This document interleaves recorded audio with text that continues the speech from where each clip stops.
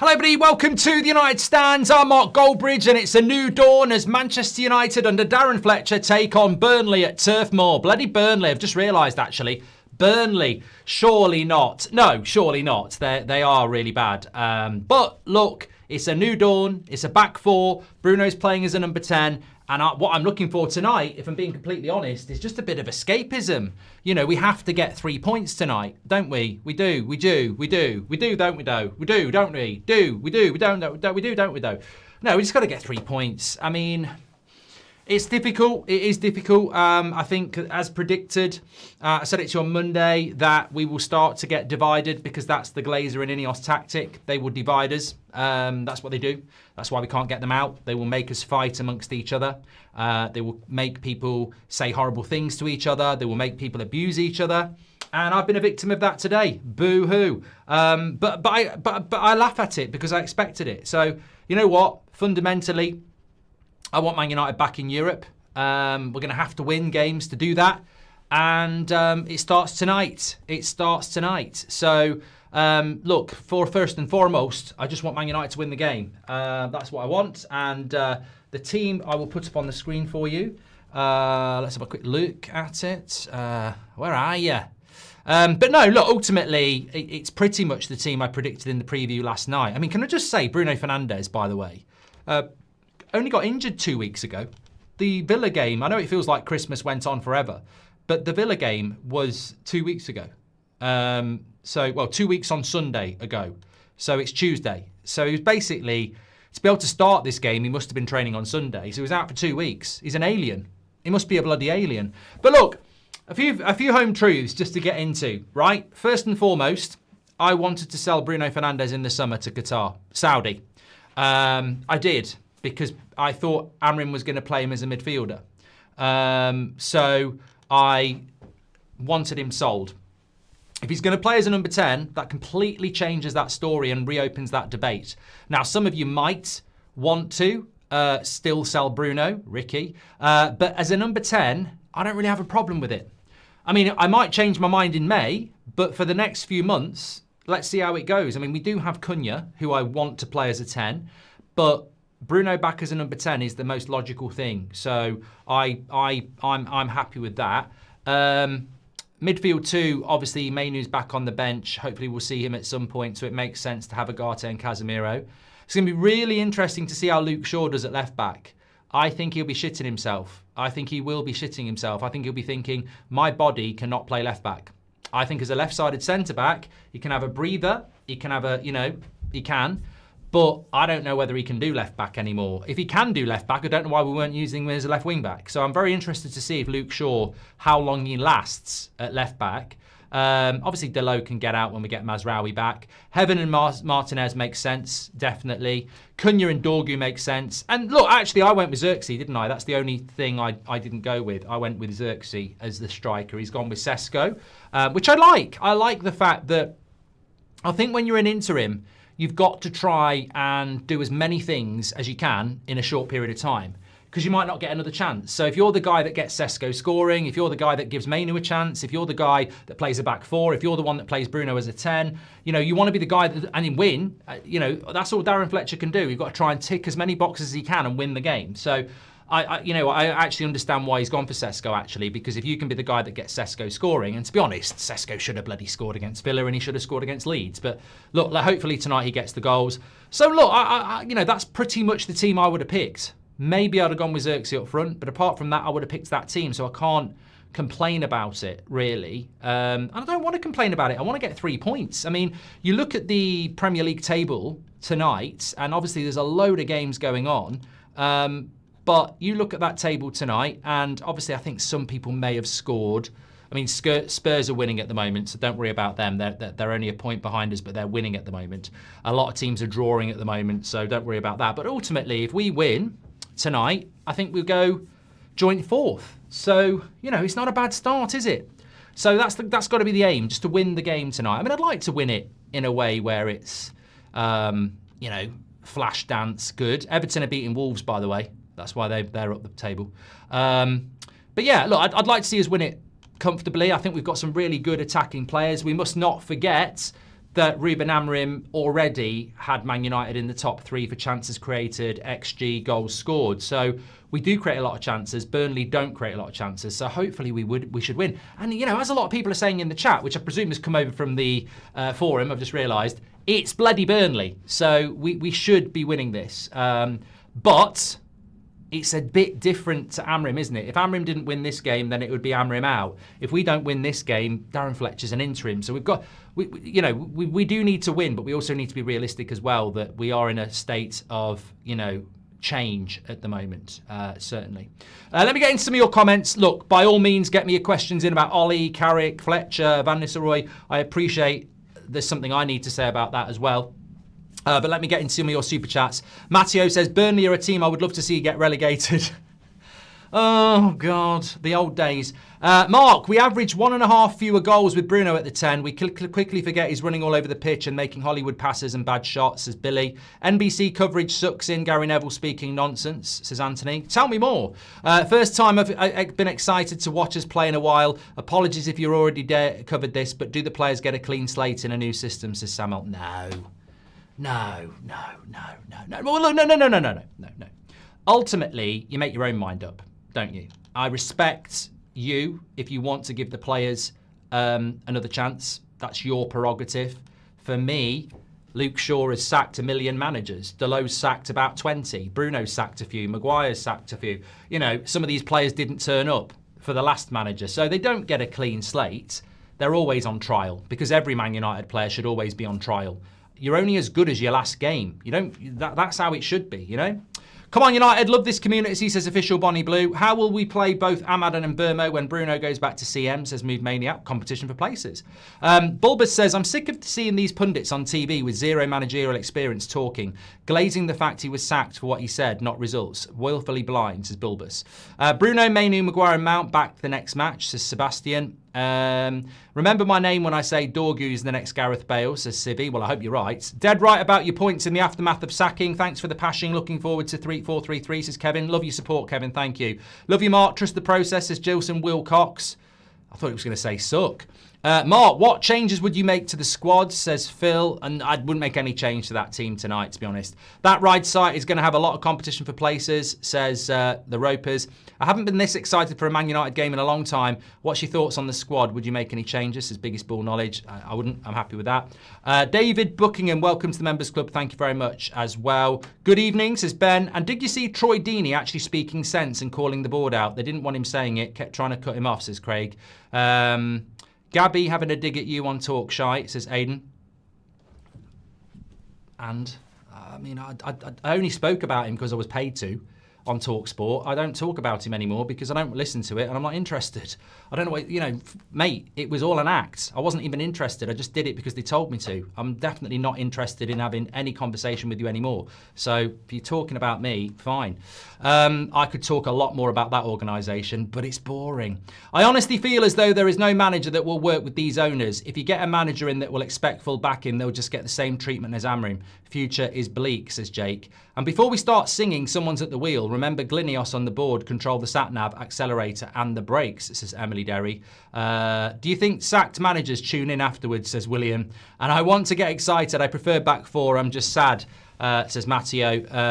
Yeah, well, look, I think there's a few things I need to say.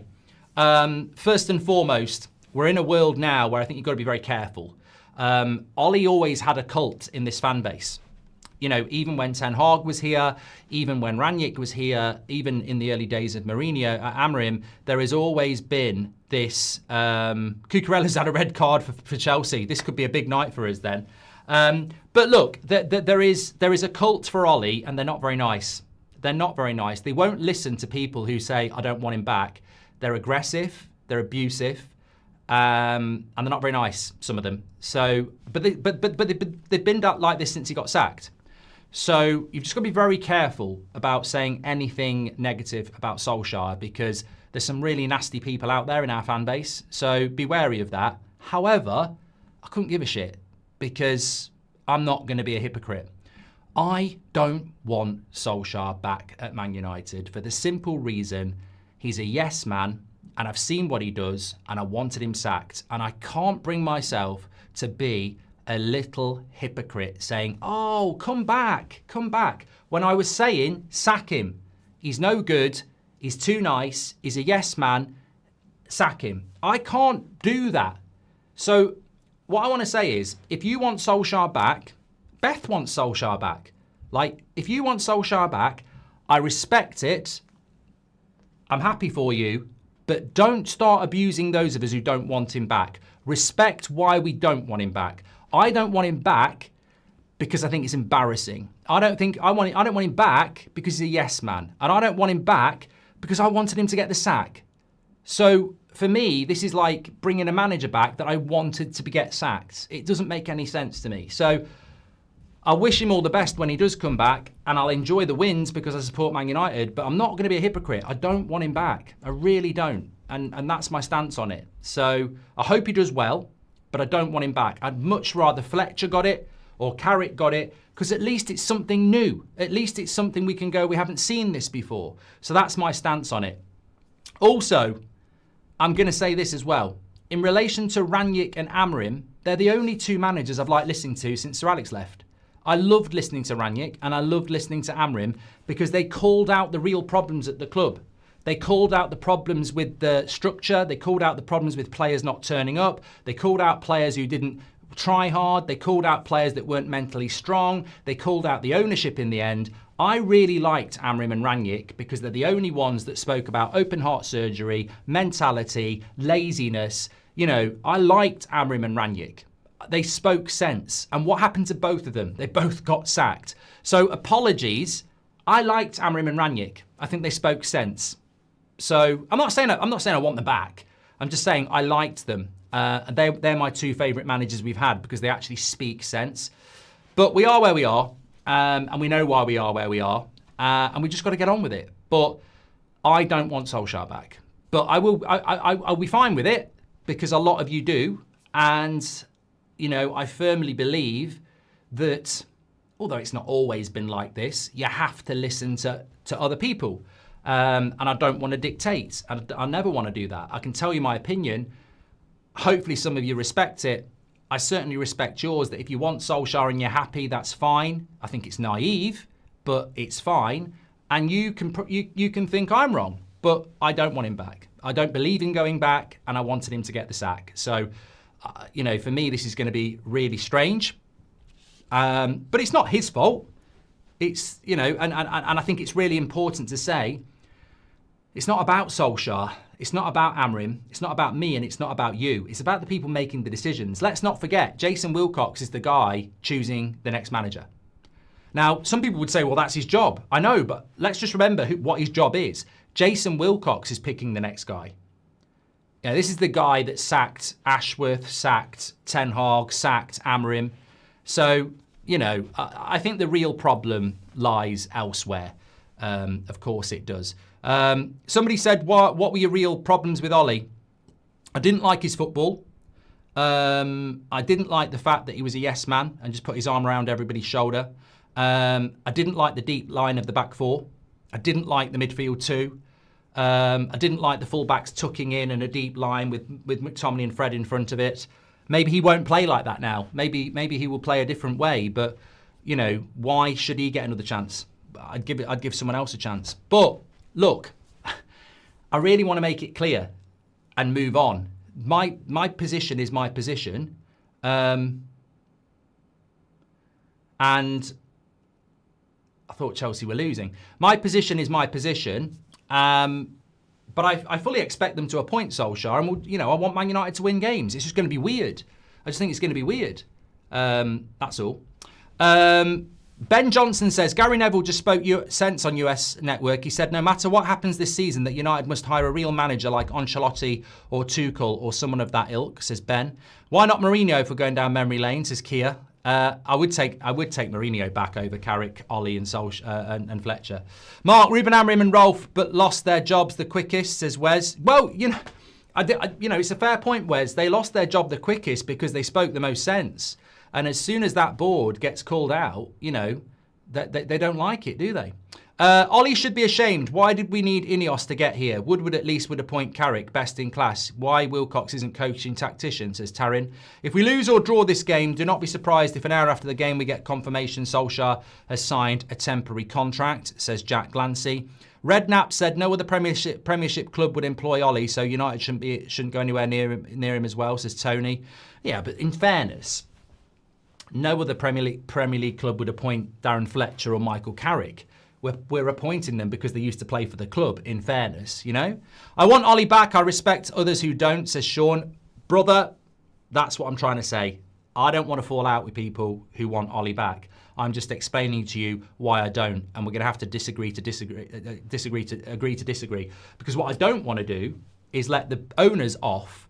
Because what they want to do is appoint somebody that splits the fan base. And then we argue amongst ourselves. We must remember the real villain is the ownership and the board. So if Ollie comes back and you want Ollie back, I'm fine with that. I'm just saying I'm not a hypocrite. I don't want him back, and I wanted him to get the sack at the end. And I don't want to be a hypocrite, and I don't believe in going back. So I'm not for this decision. And I might get proved wrong, but I'm not for it. I don't like it. I think it's embarrassing. But if you do like it, I'm certainly not going to say you're a knobhead or anything like that. You know, we've just got to agree to disagree, because ultimately the bigger problem lies above. Carrick and Iriola in the summer for me, says Anthony. Mark, with Ollie coming back, Mainu and Bruno back, it's like having new signings, says Tom. Do you think the players even want to play for Amrim, says John? Well, Amrim's not here anymore, John, so he wouldn't. But no, look, no, a lot of those players did like Amrim. You know, Maguire loved Amrim because it was a back three. Luke Shaw liked Amrim because it was a back three. I mean, if you're Harry Maguire, you really don't want to be playing in a back four at his age. I don't think Luke Shaw wants to be playing left back either. Mason Mount will have liked it. You know, the new signings will have liked it. He was really well liked, Amrim. He was liked. For the first time in my 34 years, I'm utterly indifferent to how this game goes, but I'll watch because I'm hopelessly addicted, says CBZ. Well, no. For me, no. We've got to win tonight. You know, ultimately, you know, United have been relegated in the past. You know, the Glazers have been here for 20 years. I've never not wanted to see Man United win a game of football. If any manager wants the fans backing, they need to fix the midfield, get the strikers, crossers, and not be afraid to bench Bruno, says Who to Blame. Mark, we should look at Sunderland's coach. He has proven against teams in the Premier League we need a top-class manager from top 3 league who has won the title, says Gurav. And the only thing that excites me about United is it's possible whoever becomes interim manager, they will most likely play the youth and confide more in them, says Kevin. I mean, I've got to be honest. I never really cared about the youth like some of you do. The youth will play when it's good enough. Maybe it's an age thing.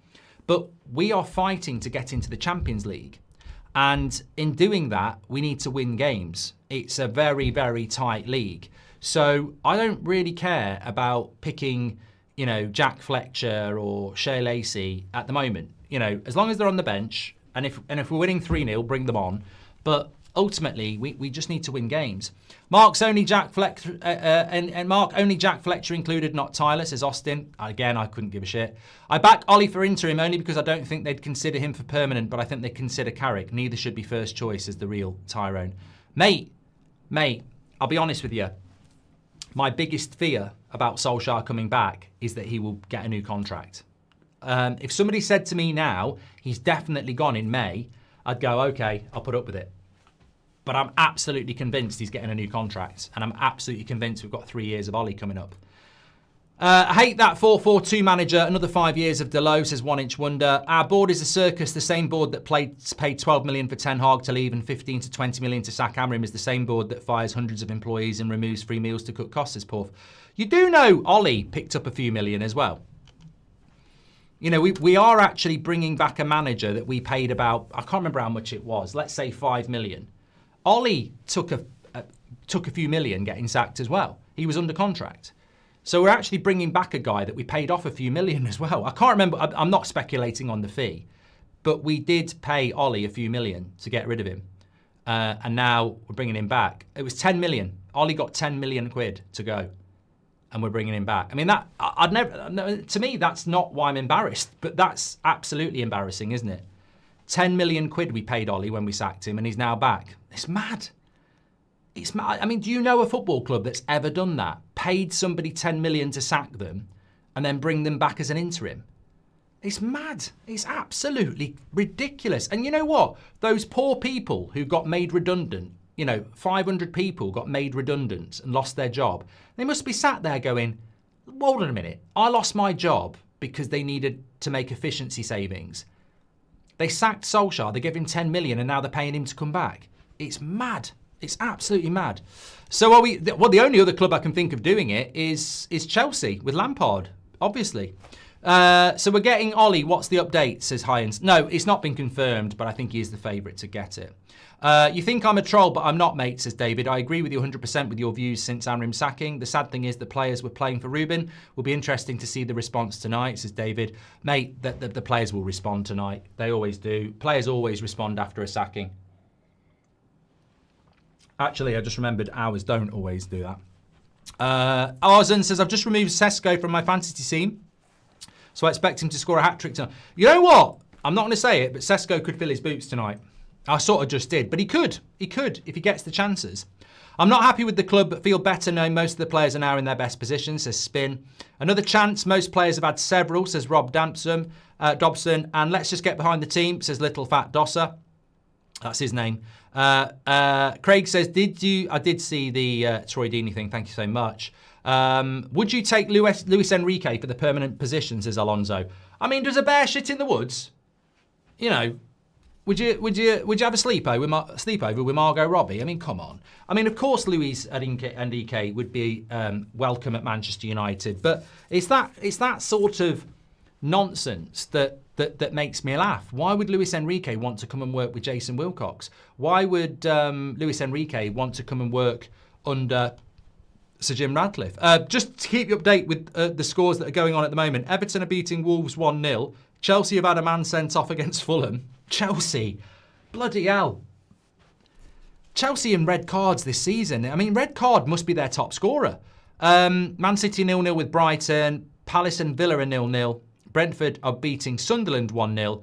And Bournemouth are now beating Tottenham 2-1. Tottenham were in front in that game, but they are not anymore. We're a few minutes away from our kickoff. Remember, Newcastle are playing tonight as well. So Brentford are actually above us at the moment. But obviously, if we win, we will obviously go above them. So Bournemouth could be heading for their first win since October. Burnley win tonight, says Darren. Shut up. Get out. Get out. Duchel says, I'm Ollie in, but I'm going to sit here and pretend it was all sunshine and butterflies. Good counter-attack, but struggled against teams who parked the bus, says Duch. Yeah, I've seen all these revisionists trying to tell us that Ole Gunnar Solskjær's football was good, right? I don't know why they're doing that. Like, why don't you just say, I quite like the idea of Ollie coming back and leave it at that? Don't try and tell us it was good. He got the sack. He got the sack. He got the sack. He got the sack, and we were all happy. The players down tools on him. He got the sack. He lost a load of games. He got the sack. He counter-attacked. He had a deep line. He relied on a very simple way of football, and a lot of teams figured it out, and he got the sack. You can't rewrite history. He got the sack. So if you want him back, that's fine, but don't pretend we won the league and he retired. He got the sack. Bring back Ollie with Ronaldo, says Jeets. A lot of people blame Ronaldo for it going wrong under Ollie, to be fair, pal. I want Ollie till the end of the season, says Lee. Happy New Year, Mark. Why would Ollie want to go back when they sacked him and he was upset when they asked him to go? I'd say no if I was Ollie, says Philip, because he's desperate. He loves the club. He's got nothing else. He's desperate. Stalling tactic from Glenios till the new stadium, says Jacob. Yeah. Sonny, I mean, look, I think what Ineos would like to do, if Ole Gunnar Solskjær, look at fucking Wilcox in the stadium with Barada, look. Absolute prick. Absolute prick. I can't stand him. Look at him there going like this, being all full of himself. Mr. Billy Big Bollocks. Look at him. Hey, I've got a joke for you. Hey, Omar, listen to this. Omar, I'm the king of the castle. I'm the king of the castle. I've sacked Ashworth. I've sacked Ten Hag. I've sacked, who else? Amarim. I've sacked Amarim. I've brought Ollie back. Fuck off. Up the Leeds. That's Wilcox. Shout out to my girlfriend Layla. We are both watching. Hope we win, but I can't believe we're genuinely thinking of bringing Ollie back, says Sonny. Alan Pardew in, says 1 inch wonder. I mean, that's the prat who's running things at Man United. Jason fucking Wilcox. I don't know. But give it 2 months and people will be saying wonderful Wilcox again. Anyway, we've got the players walking out onto the pitch here. Johnny Evans and Darren Fletcher. Mark, imagine we actually end up sacking 10 more managers until we finally get the man for the job, says Hyans. I mean, it's funny that you think a manager changes all this. Why do I feel we're about to hand Burnley 3 points, says Reverse Clouds? Oh, I don't. I think this could be a very comfortable win tonight. I hope we win today, says Zap. Rajaf says, check out my super chat. It's really hard, mate. There's so many whizzing in at the moment. Simon Jordan ridiculed Ineos today on all their bad recruitment, rewarding failure and all that stuff, says Kenneth. Mazraoui says, you don't support Philadelphia Eagles. That's why you're a knobhead. I still love you, though. Eagles back to the champs. Yeah, I don't really want to talk about NFL, Mazraoui. Sesko, Dorgo and Ahmad are going to see less playing time with this formation, says Bradley. And worst thing about Amorim being sacked is my 4-year singing he'll bring the glories days again chant and telling him, sorry, buddy, the dream is dead now, says Limitless Performance. Manchester United is just like Groundhog Day, except in the movie Bill Murray actually learns from his mistakes, says Just Rhodey. And hopefully the Glazers are in the Epstein files, says Jonas. Today these guys will play like it's a World Cup final, says The Mandalorian. Burnley win tonight. Thank you very much for that. Just whizzing through here. How are Ineos better than the Glazers? They literally spent 40 million in mistakes after cutting and firing working class people who are the club's heart, says Mario Franco. And Phil Fon says, if United could be a beer, what beer would you be? I reckon John Smith's because we're bang average, says Phil. Jack says, I don't care who we get as interim. We must all go out for Luis Enrique this summer. His BSG style of play is the best example of the United way, says Jack. And SMO says, have you considered that Glinios sacked Amorim for his comments as a cover for their bad appointment of a manager that didn't suit the player we had, says Smo. No, they sacked him because he called him out, mate. People who don't want to spend money don't find ways to spend money. They sacked him because he made it impossible. If Wilcox and co want to decide tactics, they should be manager, but they won't because they'll get sacked quicker than presents at Christmas. Coward, says Cyber Spider. And imagine if Wilcox remembers his quote from September and appoints himself, says Matt. And Nick says, on the plus side, at least we don't have Scotty Parker in charge, the McDonald's kick-up merchant, says Nick P. Sky already slagging off Sesko. Unbelievable, says Ross. And bigger risk of Carrick getting the permanent job if he does well. I'd rather Ollie on that basis. Easier to let go and get someone good, says D. I disagree. I don't see why people think that Solskjær is any less likely to get the job permanently when he wants the job permanently, you know? Anyway, we're about to start. Loads and loads of games going on tonight. City are winning 1-0 against Brighton, which actually helps us a little bit, really, because we don't want Brighton catching us up. This has got to be 3 points tonight. Manager, interim, Summer, Wilcox, Ineos, Glazers. It doesn't matter. Like, I want European football next season, and you can't get European football if you don't start beating teams like this. We've dropped too many points. We're very lucky to be in a position where we're 3 points off 4th place, but we've dropped too many points recently. You can't drop points at home to Everton and Wolves and Leeds and West Ham and Bournemouth because those games aren't going to be played next month. We're going to have to play better teams. So we need to start winning, and we need to start winning tonight. It starts tonight. Thanks for all your super chats, by the way. Please do subscribe to the channel. Loads of people tuning in as usual. Share the video as well. We've got. I watched Fletcher playing in LA and he shook my hand after the game, says Yusuf. Well, what price Darren Fletcher gets the job? I mean, if we play well tonight and win, and we beat Brighton on Sunday, why would you not give it to Fletcher? You know, I think that's a good point. I mean, look, it's a big, massive if. He might not want it, but why would you not give it to Fletcher if we actually play well and win tonight on Sunday? I mean, what's the difference between Fletcher and Ollie? You know, what's the difference between Fletcher and Carrick? Why would you know, if we do play well tonight, I think there's a very big case to say, give it to Fletcher. Andrew says you're talking bullshit. Well, give us, I mean, that's just a silly response, mate. It's childish, but, you know, Solskjær is not got a great CV. Carrick, Middlesbrough. Why would you not give it to Fletcher till the end of the season? If we played well tonight, I don't see why you'd change it again. But there we go. To all my... Okay, I don't know what that's all about. I'll have whatever amnesia juice people are having about the bad times with Ollie. I want to sing Ollie's at the wheel with you, says John.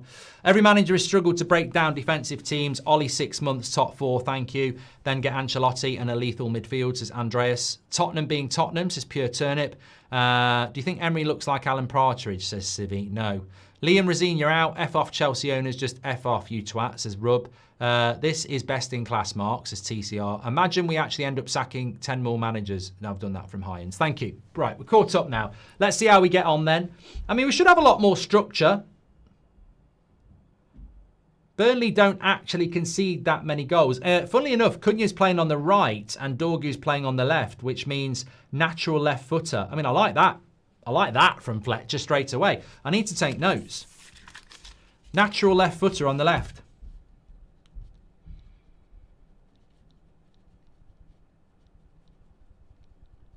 I like that straight away. It's not a back three, is it? No, it's a back four. It's definitely a back four. Luke Shaw's playing at left back. Casemiro is a holding midfielder. Agate box to box. Bruno is the 10. Cunha's definitely on the right. Dorgu on the left. Yeah, look, I get what Amrin was trying to do. We were trying to build a new Manchester United. We're back to basics now.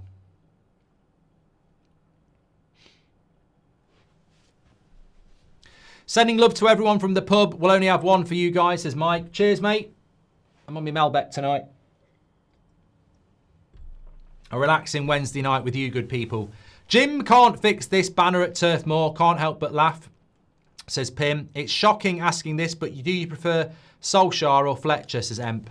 I mean, it's impossible to say until full time, isn't it? But if we played really well and won, I don't know why you'd change to another interim. Mark, since 2014, United have spent 101 million in sacking. It's a disgrace. Ollie coming back, don't care if we win games. I'm happy once he's gone after, says Eddie Mack. Pulisic would be a great interim, says Alex. That's the thing, though. There's no bloody guarantee that Solskjær would be gone. He'd love the bloody job full time, wouldn't he? I'm really interested to see how Luke Shaw's going to get on playing left back week in, week out, because I don't think he's got the body for it anymore.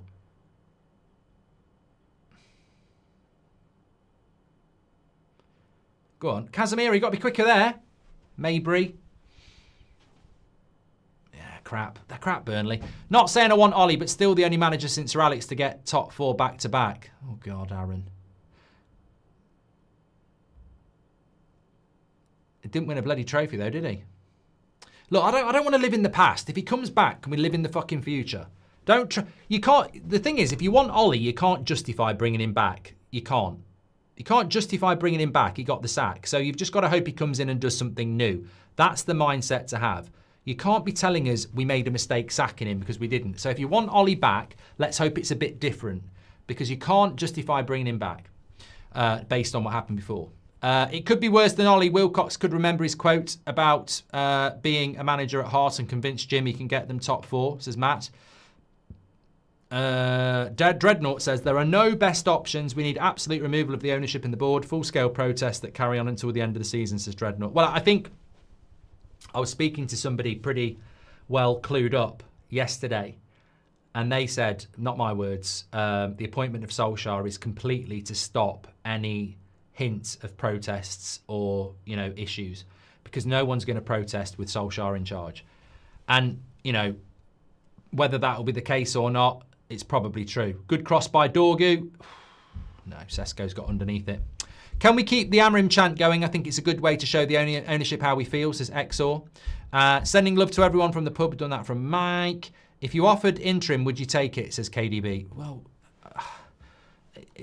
I'm not even going to answer that question because legitimately it's insane.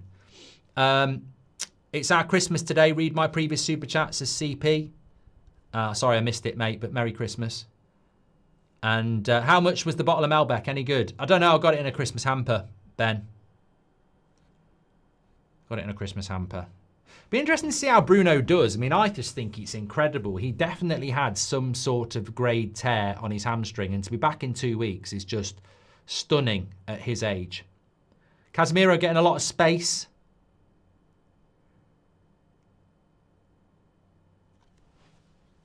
Bruno having a cop at the referee. Needs to be careful. Burnley don't concede many goals, but they definitely don't score many. Remember, they're second from bottom. Here's Mabry. That's crap. Yeah, we can see why they don't score many goals. Fulham are beating Chelsea, who are down to 10 men.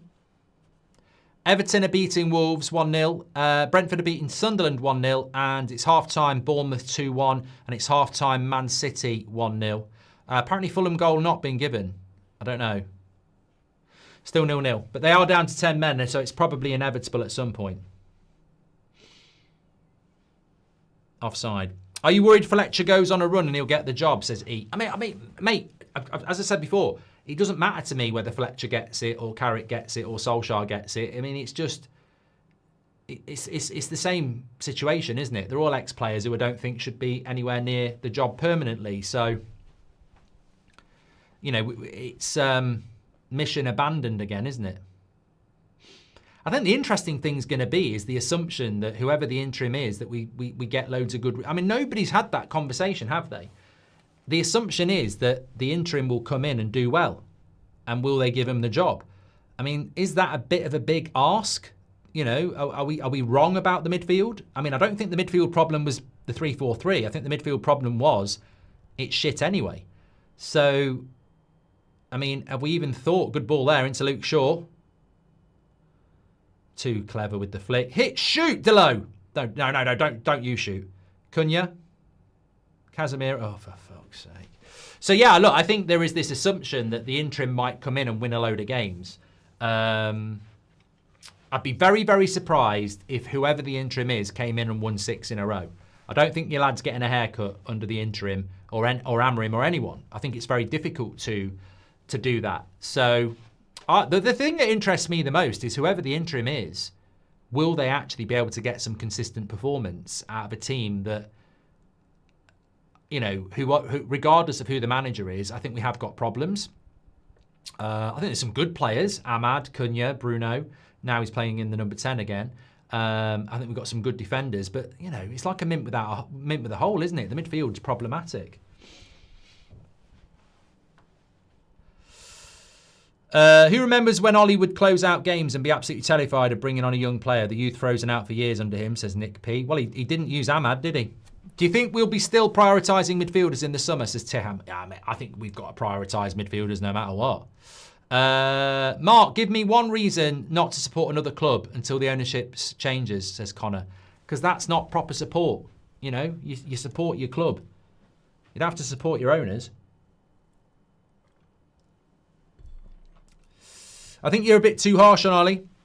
Remember, he won against Liverpool and City with McFred, says Mus. I'm not harsh on Ollie. If Ollie gets the job, fine. What I'm saying is, I'm not excited about it. I do think it's embarrassing. He got sacked for a reason. We paid him £10 million to sack him, and now we're paying him to come back. It's bloody embarrassing. That's what I'm saying. If he comes back, I want us to win games. I don't want him to get the job full time. But, you know, I'm allowed to say I think it's embarrassing. And you're allowed to say you're excited by it. Just agree to disagree. I respect your opinion. Please respect mine. What I don't want to do is fall out with people about it, because that's exactly what the Glazers and Ineos want. They want to pit us against each other so we forget about them. They're the prats doing it. Are you worried? I've done that one as well. Anyway, great comments coming in tonight. Still 0-0, 10 minutes. I have seen the 4-4-2's Goldbridge saves United, Jay. If only it was true. Mabry gets a shot off. Good block. Good space for Dorgu to run into now. We've got a 2v2. Drive into Sesko. Back into Dorgu. Oh, heavy touch. I thought he was in there. He bloody got in the way. Burnley player got in the way. Not bad. Not a bad link up there. Did Burnley forget to sell tickets? The stadium's empty, says Phil. Yeah, I don't know why it would be empty for a Man United game. There's a lot of spare tickets, which is very strange. I mean, is that a sign of the times? I don't know. The fan base makes me sick, singing the Ollie song, says Kevin. And Mark, the fans are singing for Ollie, says Matthew. Mate, look, they're allowed to sing what they like. As I said, I respect it. I just find it embarrassing. But, you know, people can sing what they want. He'll definitely get the job now. Have you seen the cartoon video by 44 Tunes, says Neddy. And will back Ollie if he gets rid of Tesco up front, says 1 Inch Wonder. I don't want him sacked, but it's a relief to see Bruno at 10 and 4 at the back, says Jack. The trouble with Ollie is it's just back to counter-attacking team that can't break a low block, says Design. I don't. To be fair to Ollie, I don't think anything's going to make us be able to deal with breaking a low block. I mean, that's been a problem for many years.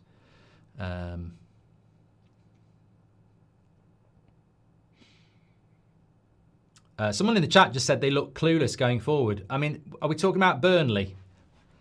Because they really are clueless going forward. Ollie back the wheel. Chelsea cooked, says Rub. Artad says, Ollie was able to get a new manager bounce because of the toxicity under Mourinho. Don't think the same feeling is towards Amrim, so how will he improve them, says Artad. Well, you know what? Can't you remember the leaks that came out about Solskjaer's training as well? Can't you remember the leaks from the training ground about how shit his training was and how basic it was? I mean, I don't want to go back there, but like there was a lot of stuff that came out about how shit the training was. It was dead basic. So, you know, it's no free kick. Play on. Move quicker, heaven. Heaven. Move heaven and earth. When Omar Barada was at Man City, he always treated Pep as a manager. Why didn't he do the same with Amrim, says Afak. Thank you very much.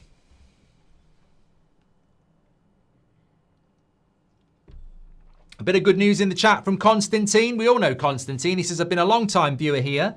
My daughter was born on the 3rd of January, 12:55, to a C-section. Being a father is hard work already, says Constantine. If it's your first, it is. But obviously, it's one of the best jobs you can do. So congratulations to you and your other half. And well done. All the best. Oh, God! Oh, my God! What a load of shit! Burnley have scored a goal. The cross came in and it deflects in. Absolute shithouse. Off heaven. Oh, you couldn't get a more jammy goal. You really couldn't. You really couldn't. I mean, you really couldn't. It's like, you can't say anything. You can't say anything because it's actually just a cross. It's bloody Burnley, isn't it? I mean, Casemiro like a sack of spuds.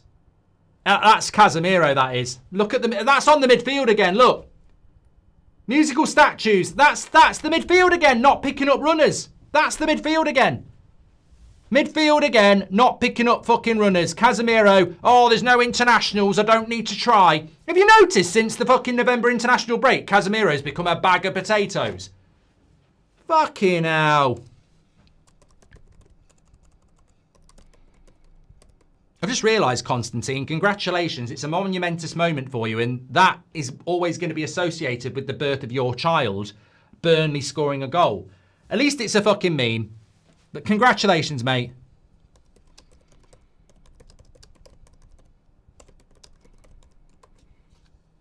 You know what I mean, though? You know what I mean? Like, Casemiro, up until all the way through the internationals, oh, he's lean, he's a lean, mean fighting machine. Since the internationals stopped, he's gone shit. All he does is tweet about Man United, and that's it. He's gone really crap again, hasn't he? He's so fucking slow. I tell you what, if we're going to play a 4-3-3, him on his own there is going to get this. You know what? Carragher's going to get his white trainers out. I'm telling you now. I'm telling you that midfield, you could park a fucking bus through it. You could park a fucking bus through it. Come on, tell me I'm right. Kiss my trainers, Gary. You know, we're going back there. People forget that the last 18 months of Ten Hag, our midfield was shit. Casemiro's too fucking slow for it. We're all right going forward, but he's too slow. It's always bloody Burnley. But look, that midfield's going to be a big problem if we don't buy anybody in January. Oh, who said that? Who said, I don't care who the fucking manager is, just buy someone in January? Yeah, the midfield's going to be too fucking slow for the rest of this season. You can't play Casemiro as a holding midfielder. He's got no legs.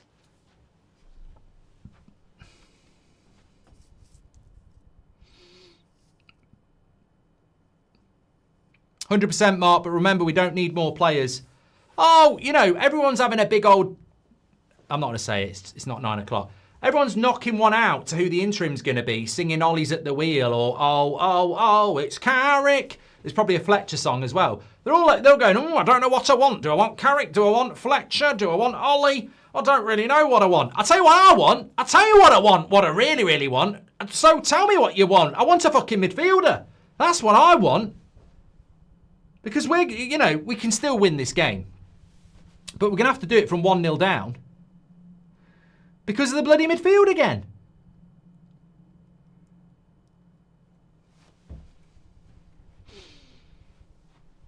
Everyone's bloody debating about a manager. Oh, you've been played again. You've been played again by Wonderful Wilcox and Barada Bonanza and Sir Jim bloody Ratcliffe. It's all a distraction to not buy in January. And Amrim got sacked because he wanted someone in January. They called Ollie Gollum PE teacher. Hypocrite, says Cryptic. Oh, mate, I remember it all. Fletcher's crashed the bus, says the PS. I hate to see this, but fans, come on, wake up. Ineos and Glazers out. All of you think Ollie can do miracles. Nobody can, says Rajaf. I can see Casemiro fossilising as we speak, says Mr. Whelan. And it's definitely the system. Should have played 3 at the back, says Sully. I heard the most upsetting rumour that the current manager is sleeping with the relative of 2 of the current first squad players. What? Cohen, let it tank. I don't care anymore, says RG. No panic buys in January. Definitely worth conceding against relegation. Burnley, says Kia. We look so confused in possession, says I know. We forget about Ollie not playing a high line, says UK. No, well, maybe it'll change.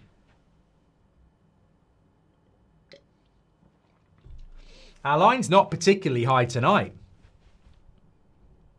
I mean, it's a long time since we've spoken about lines, but that was an Ollie thing, how low the line was, how deep it was. But we are playing a deep line here.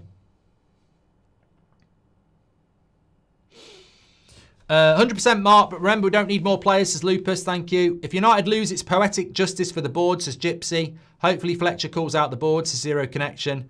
Fletcher and Wilcox at the wheel were back, says 1 Inch Wonder. We sacked a guy who wanted midfielders, Wilcox out.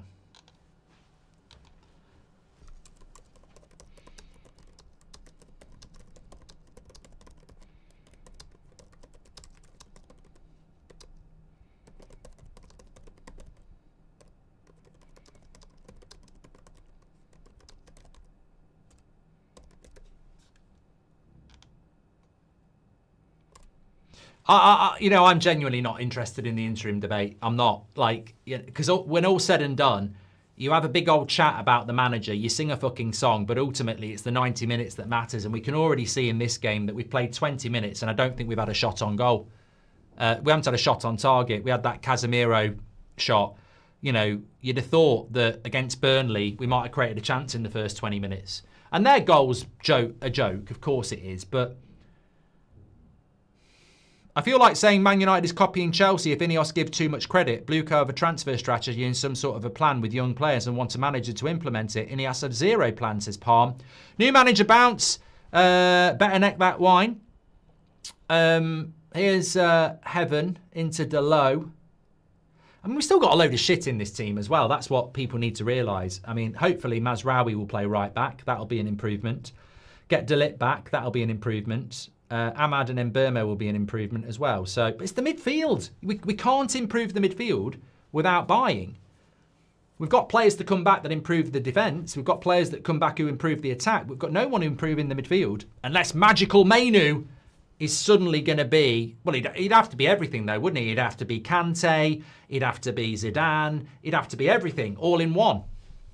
So funny that Sky Sports keep pinning the bad bits on Amrim's players. Attack goes wrong, it's Sesko and Dorgu's fault. Casemiro lets a runner go. No, let's blame Heaven for the deflection, says John. The pair of clowns in the stand look so vulnerable there. Did you see them, says Andy. Oh, he's having a good old laugh at the start. He was going all out. I'm mad for it. I'm Jason Wilcox. I'm bloody Jason Wilcox. I'm Ronnie Pickering. I'm Jason Wilcox. Who are you? I don't know who you are. I'm Jason Wilcox. What? I've never heard of you. I'm Jason Wilcox. I'm Jason Wilcox. I'm bloody Jason Wilcox. I'm well known. I'm Jason Wilcox. Somebody should do a meme of that Ronnie Pickering, but make it Jason Wilcox. I'd retweet it. Shit ball by Casemiro again. Goal kick. Rob Dobson says, job ad. Man United board need next scapegoat. Do you think we will still be doing long throw-ins, says Phil? Well, no. That's another positive. Well done, Fletcher.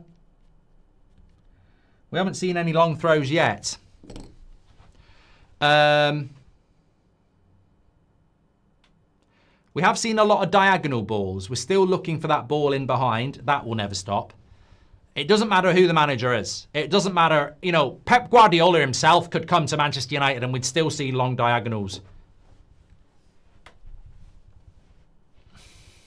We can't do anything against the low block.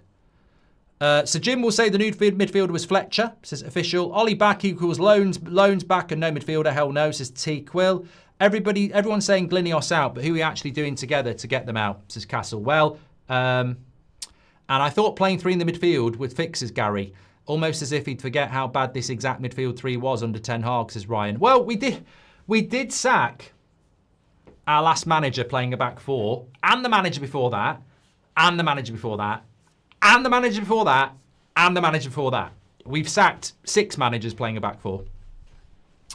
Why don't we just get Jemba, says Andres. And he was talking about Darren sleeping with his wife, says Chris Topher. I don't know what that's all about. New manager bounce, better neck that wine, Mark, says Jim. I feel like saying Man U is... I've done that one from Palmer. It's 2026, Ollie's back, Delos, Shaw, Maguire, Casemiro is still here. I thought finishing 15th and losing to Spurs in Europa was rock bottom. Obviously not, says Glenn. Make sure you subscribe to the United Stand because we're having this chat for about 10 minutes on the 10 o'clock show this morning. So make sure you subscribe, get involved with the United Stand, share the video. You know, there's probably a lot of people tuning in expecting a meltdown. I came prepared and... trust me, being 1-0 down to Burnley might normally be a Goldbridge epic rant, but it's actually not my low point of the week. There's many more. And I thought losing 1-0 to Burnley after 20 minutes would be my lowest point of the week. It's actually not. Sacking the manager, Wilcox surviving, and talk of Ollie coming back is certainly up there. Heaveny doing OGs and pass it to Seski and Cunha. Cunny says, Cunny means something else, Mario. Bruno at 10, 2 deep sixes, back to the future. Bad, says Anthony. United right side is wide open, says Kia. Why are the fans not storming Old Trafford and get rid of the Glazers, says Bjorn. Ooh, good cross. Sesko got his head on it, but no power. Robbo says, don't worry, mate. They've just awoken a sleeping giant in Fletcher. Burnley will reap the whirlwind. This must be that Man United DNA that Gary Neville was on about, says Robbo. God, I'd love to smack Wilcox and Barada, says Eddie. No violence in here, please. Mark, you could drive a bus through the midfield, not park a bus, says Haffin. Fletcher, yeah. Is anyone else winning? Well, I'll tell you what, we need Fulham to beat bloody Chelsea if we're not going to win here. Ollie, Ollie, Ollie. Oi, oi, oi. I'm not singing the song. I still think we need to hit rock bottom. It will hurt, but they will only leave when we lose everything, says Gummy. Problem with the 4-2-3-1, there's 3 left-sided players between the left back and left wing. Shaw, Cunha, Dorgu, says Peddy. And may as well bring Cleverson back, says Nathan.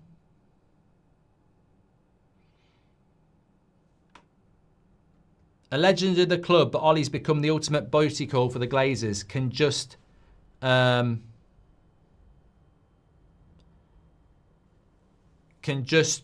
picture the break in case of emergency button in the office, says Mark. Have you watched Gervais's new Netflix stand-up, says Black? No, I haven't. And I'd rather a less technical midfield who will outrun the opposition and be brave than what we've got at the moment, says Mr. Connor. It's almost like Conor Gallagher would make us better, isn't it? It's almost like Ruben Neves would make us better, isn't it? You know? This is what people don't realise. They get really arrogant and snobby and say, I don't want Conor Gallagher. I don't want Ruben Neves. But I'm a realist. I know that Conor Gallagher would make us better. I know that Ruben Neves would make us better. Now, they're not my dream midfielders. They're not my dream midfielders. but they would make us better. But no, we have to stick with this shit who can't run, can't pass. Is the game in slow motion or just me? Says John. I mean, the problem that Cunha's got in this team, he's won a free kick. The problem that Cunha's got in this team is that he's not going to be the focal point, is he? First 20 minutes has proven the 3-4-3 was nowhere near the problem. We're just as bad with the 4-3-3. These players can't play basic formations, says CBZ. Cunha's positioning is dreadful, says Shalom. I mean, I've watched a lot of Cunha, and I don't think he's a right winger. Long-time member just birthed a turd and called it Man United, says Dan. New Nonsense says, ban Scholes and Neville from anything Man United, says New Nonsense. Hi, Mark. We're not playing with the right wing. Watch Cunha, says Matthew. Dude Perfect bought Burnley time for the United stand to buy Man United, says Limitless. Also, have you seen the clip going about of Wilcox saying he's a coach at heart? I have, McRae.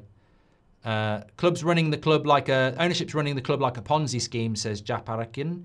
And can't wait to go from 6th to 16th, show the fans the owner is the issue. Intelligent ball by Bruno. Casemiro with the head. Oh, cleared off the line. I thought that was going in. Cunha, well done. Actually, a well-worked free kick. Bruno dinked it to the back post. Casemiro heads it across the goal. 6 yard out. Cunha did well. Defender did very well. They keep cutting the camera off to Omar and Wilcox. This shows that our pressure is working. We need to push harder, says Yasuf. Kia says, are the new manager bouncers of yesteryear, says Kia. Well, we're going to bring the original new manager bounce Don back, aren't we? Goal! Martinez! 1-1! No. No. No. Yes. No. No. Yes. No. Yes. No. Yes? No? I don't know. I mean, I can't see why the goal hasn't been given. Oh, just give us a break, mate. We've had a horrible week.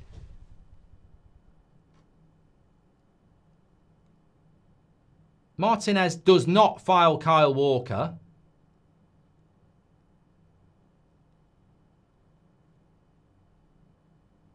I mean, I can't see why that's not been given. I can't. Give us a goal. I can't see that's not a foul. That's a goal. Come on.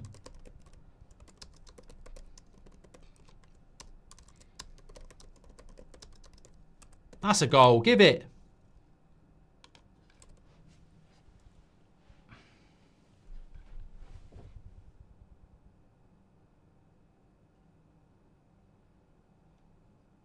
That's a goal. I'm with Fletcher there. I can't bloody believe it, mate. He's not bloody given a goal. I can't believe it. You know what, Darren? I'm with you on that one. Bloody hell. Oh, I can't believe that. That's a disgrace. That's a bloody disgrace. How's that not a goal? That is not a foul. I mean, Arsenal do that every bloody week. They do it 10 times a day. That's not a bloody foul. Where's VAR? Referee on the pitch has given it. I mean, it's not a bloody... He's tickling him. That's not a foul. Bloody hell. That's not a foul. Poor Fletcher. Poor Darren. We beat Arsenal and City. Will you sing Ollie's song, says Reese. No. Cunha and Dorgu need switching, says Mitch. Hello, Mark. If Casemiro is a bag of cement, then Sesko should definitely be a bag of concrete. Do you agree, says Horse? I mean, I'm not jumping on the Sesko bandwagon because when he starts scoring, you'll all be going, oh, he's decent. And, he might start scoring. Wilcox after appointing Fletcher. OK, Darren, so what you need to do is coach a small enough loss so the fans will want to welcome Ollie back, says John. Shalom has gifted 10 memberships. You're a legend, mate. Thank you so much. I guess Jack is Darren's favourite son, says Fitzme. Players are probably sick of the owners as well, so playing crap to get rid of the board, says Mohammed. Now I feel with Amrin we had a system. This is going all over the players. Players have got no clue, says Sheehan. Gummy, thank you, welcome to the Members Club.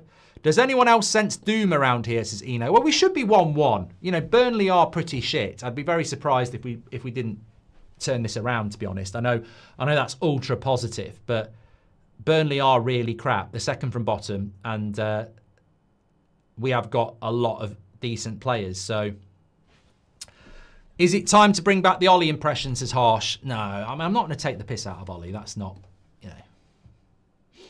That was because I wanted him to get the sack. If he's coming back, I want him to win games. Hi, Mark. Just been told I need glasses. What type are yours? They look good, says Aaron. Well, my glasses are, they've got 2 bits of glass in, 2 bits of plastic, and then 2 long bits that go on your legs. And they basically go behind your ears and on your nose, and they stop them from falling down. Do you reckon the reason why we're going for Ollie is because the board don't want to increase the embarrassment of managers after Sir Alex, says Jordan? Going back to back 4 is going to need new players and transition. Still good to see, says Andrew. Will be funny if we lose to a 3 at the back team, says Vass. MUFC for life says, I'm going on Sunday. Should I take a book? Sesko is Benny. Dorgu is Paddy. Kunya is Matty, says Max. Did these people commenting really expect back 4 to start working after 24 hours, says Shahin. We're absolutely toothless, says Fraud. We don't have a single player with an ounce of ruthlessness about them. Many of us, our senior players, Maguire, Delo, Bruno Shaw, were part of the team that down tools on Ollie. How can he come back so freely and without worry is beyond me, says Mac. Burnley are on the attack here. Oh, I tell you what, want a bad shot. Want a bad shot. I'm going to need another one of them. Uber. Get me a bottle of Malbec. Inquisition says, can we get pissed off? Can we get pissed? No, can we get relegated already to piss the fans off to do reckless things? And Kay Miller says, it took 10 minutes to be reminded that this squad is just as bad as it was in a 4-3-3. We could get Amrim for the interim job, says Mark. I still think we need to hit rock bottom, says Gummy. Look, you know what? Ruben Amorim had this team 3 points off 4th. I don't know whether that's just because it's a weird Premier League season or we were actually doing better. But Leeds have scored against Newcastle. Could be our night. Could be our night. A lot of the results are going our way. Hi, Mark. Given the players' positive relationships with Amrim, do you think we'll see a new manager bounce with Ollie? Says Oren. These players are mercenaries. They'll turn up for anyone, won't they? Sack the board because we're all bored, says Sam. I'm sorry if this is a stupid question, says Sully, but my friend sent me a jar of Marmite for Christmas. How are you supposed to eat it? I know you don't use a lot, says Sully. Is that, well, if that's a genuine question, Marmite is best on toast, but I'd put butter on the toast and then I'd put the Marmite on it. Some people use breadsticks, but I think if you're going to have Marmite, I'd have it on white toast with a bit of butter and then put the Marmite on the top. Andre Anana says, should I come back to United as well? Well, wouldn't surprise me, mate. Bring everybody back. Get McTominay back, Rashford back, Sancho back, Rasmus back, Anana back. Who else can we bring back? Could sign Garnacho. Man United like changing the tyres over and over again on a car without an engine, says Will Scott.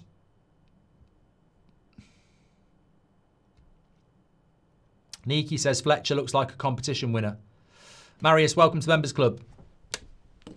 The owners replaced the world's best winger in Tevez with Oberton and Owen. They'll never get it right, says Jojo. What do you think the realistic options are for next season, says Job? It'll be a learner driver who's manipulated by Wilcox. So, you know, we won't go for anybody with a pair. Let's get it that way.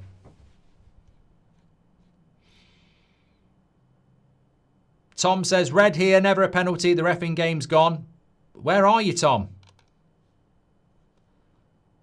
Oh, Fulham are winning. Fulham are winning against Chelsea. Jimenez, 55 minutes. At least the results aren't going against us. If we can get back into this game, we'll be 4th. Go on, Cunha. Casemiro. Nah, he's having a shit game, Casemiro, isn't he? If he switches that out. Oh, Luke Shaw's got no pace. Look at him. It looks like he's running backwards.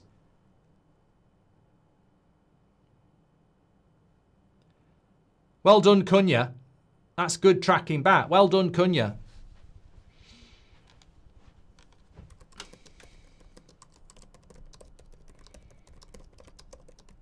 Bruno's been very quiet, hasn't he? Do you think Bruno's actually fit? Lovely play by Dorgu.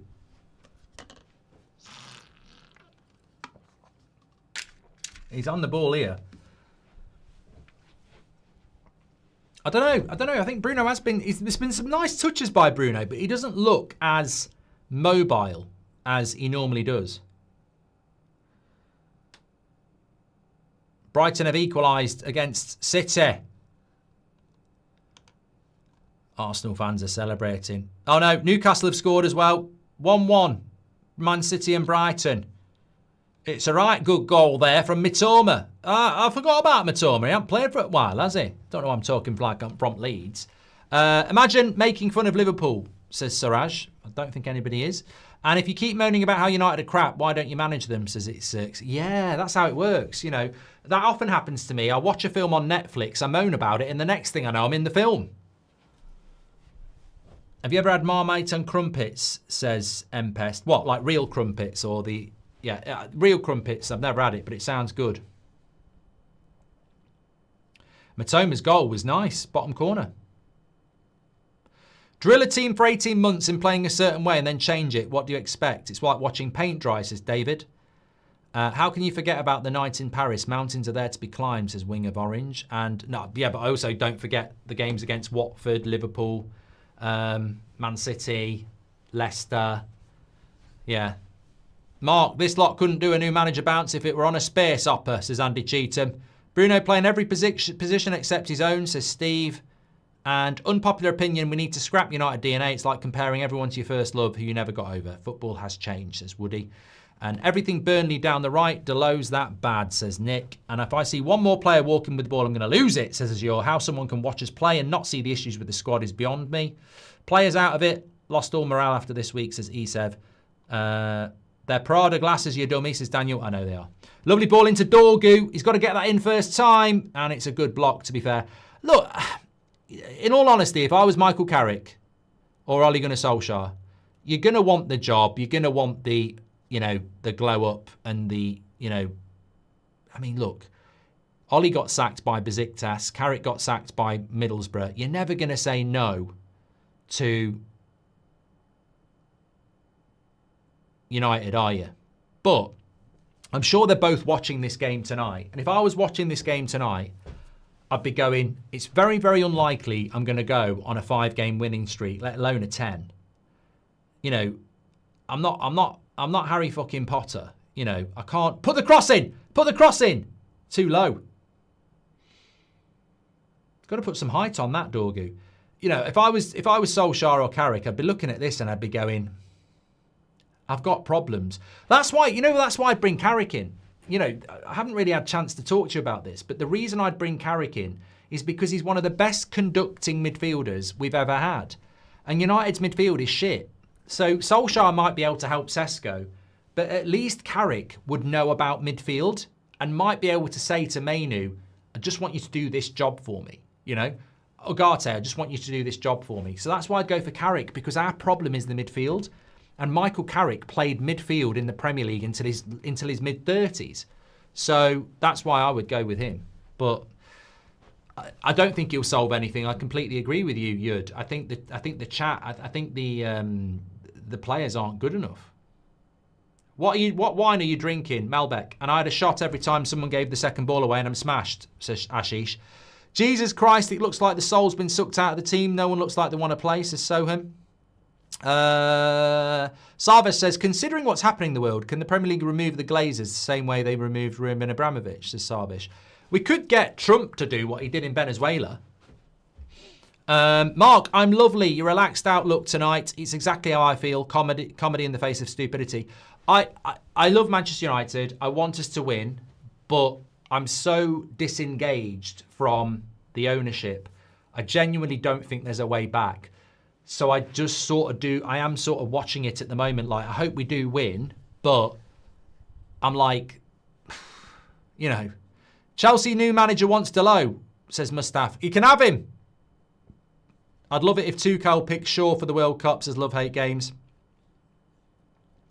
Andreas says this season's highlights will be a classic, constantly on repeat. You know what? Like, I do feel sorry for the youth of today, because when I was a kid, all the way up until even like when I was in my mid-20s, I still used to get it off my gran. The DVDs or the VHS season review. Go on, Dorgu! Slip it into Sesko. Shoot, shoot, shoot, shoot! Oh, for fuck's sake! Shoot with your left. I've seen you do it for Leipzig. Shoot with your fucking left. What was that? What was he? Why didn't he shoot with his left?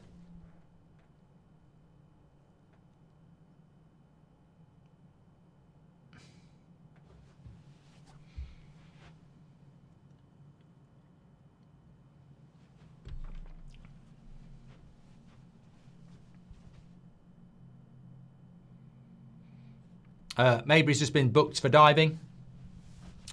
The season highlights. Yeah. So I used to get, like, every year, I used to get the Man United season review as a present. And it'd be great. You know, you'd watch 99, 2000, even the years that we didn't win the league. Like 98 season, we didn't win the league, but it was still a bloody good season. I mean, you wouldn't give it to your worst enemy now, would you? Imagine getting the season review from last year. We finished 15th and lost the final to Spurs. Oh, wait for it. It's the Spurs final.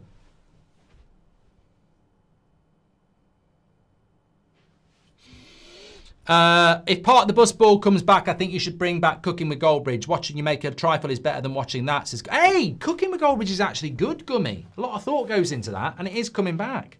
Is there a stage Ineos could realistically get into in the sporting side that would make you tolerate the Glazers? Says Fudge. Nah. I'll never trust this ownership now. They kept Ten Hag, gave him £300 million and sacked him after 3 months, which I found incredible. I thought the Ten Hag thing was weird. I can speak more freely about it now because it was hard when Amrin was here. So you decide to keep Ten Hag, you spend £300 million, and then you sack him 3 points off fourth. That was wild. And then you go for Amrim, we've never been a 3-4-3 team. You bring Amrim in. Everybody knows you're going to have to spend £500 million. You stop the project after a year and you sack him as well. So, oh, what a save. What a save from Sesko. Dubravka! It's bloody Dubravka! Why didn't you tell me that? It's bloody Dubravka in goal. Oh, hey, wow, what a bloody surprise. It's bloody Dean Henderson again. What? I didn't know it was Dubravka. Oh, it makes sense now. He's going to have a bloody worldie as well. Actually, it wasn't even a good header. It wasn't actually a good header. I would have saved that. It wasn't a great save. It was straight at him. It looked good. Oh, Dubravka, he was crap for us. It wasn't a great save. It wasn't. Another corner. Need a goal. We need a goal before half time. I've just got to pause my timer because it is actually out of time. 22, 3, 4. Bang! We're timed up. Bruno with the corner. Back post. Headed away. Another corner coming in. And they've cleared it there. Love if Tuchel didn't pick Shaw for the World Cup, says Love Hate Games. Thank you very much. Long diagonal. Casemiro. Agate! Oh, your mates. If he'd scored that, that would have been his redemption arc. Mark, my dog said Glinios out, says Abdul. Amrim appointed as interim Venezuela president until the end of the season, says something legit. I had Ryan and George on VHS. It was brilliant, says Nick. Sesko is allergic to goals, says My House. Yes, that Agate shot was miles off. It's embarrassing doing a replay. The worst Man United players of all time. I shouldn't be surprised with the state of the club over the last 10 years, but we're so far away. It's scary, says the Mole. What? Who do you see winning the Ballon d'Or this year, says Adam? It's an interesting question. I don't give a shit. No, I don't know. Patience running low on Sesko, says Constantine. Carrick was in charge of tactics for Ollie. I'm not having either, if I'm being honest, says Marco. 3-4-3, Burnley versus 4-2-3-1. United, interesting, says TJ. Which suite would you put up there? No, we're not doing that, Cosmos. Mark, can we get product placement on the United stand? Check out emails from regrowuk.com on United. Get a win here. We need it, says the fans. Regrow UK. Mate, do I look like any? I don't. That's real. Need to go to Terry, Football Terrace. Premier League this year has been all over the shop, says the chimney sweep. I mean, even the results tonight are all over the shop. If we can just, I mean, let's just scam a win. Forget hammer him. Let's scam a win. You know, I don't care. Like, but Brentford are winning 3-0. If we don't win this, Brentford are above us.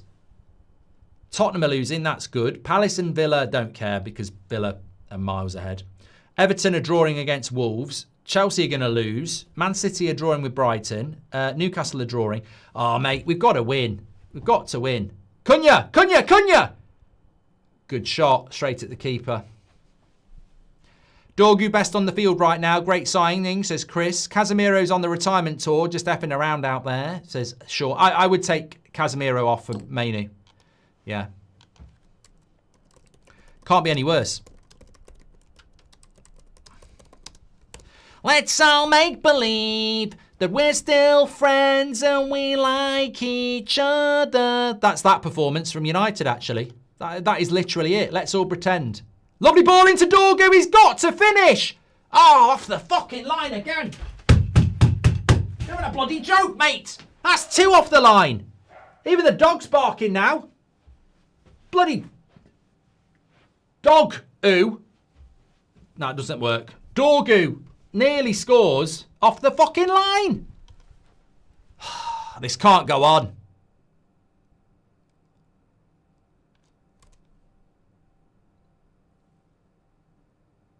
Carrick can now play in the midfield. Yeah, Shahin, we'd probably be better with Carrick in the midfield, actually.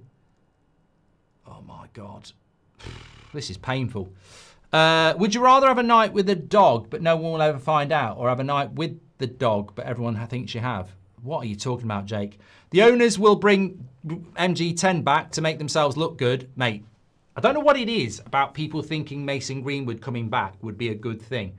Now, my feeling on Mason Greenwood doesn't need to be spoken about, but it's not as passionate as some. Some people would absolutely lose their shit if we brought Mason Greenwood back.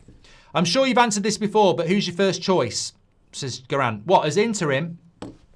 Let me sit down. I think Carrick. I think Man United's biggest... Look, I'm too intelligent. I'm way too intelligent for Wilcox, and I'm way too intelligent for Sir Jim. So clip this up and send it to their inbox, right? Man United's biggest problem is the midfield, right? Man United's biggest problem is midfield. I've been saying it for 4 years. Our midfield is shit. It was shit under Ten Hag, it's shit now, and we've not invested in it. Certainly not for Amorim, right?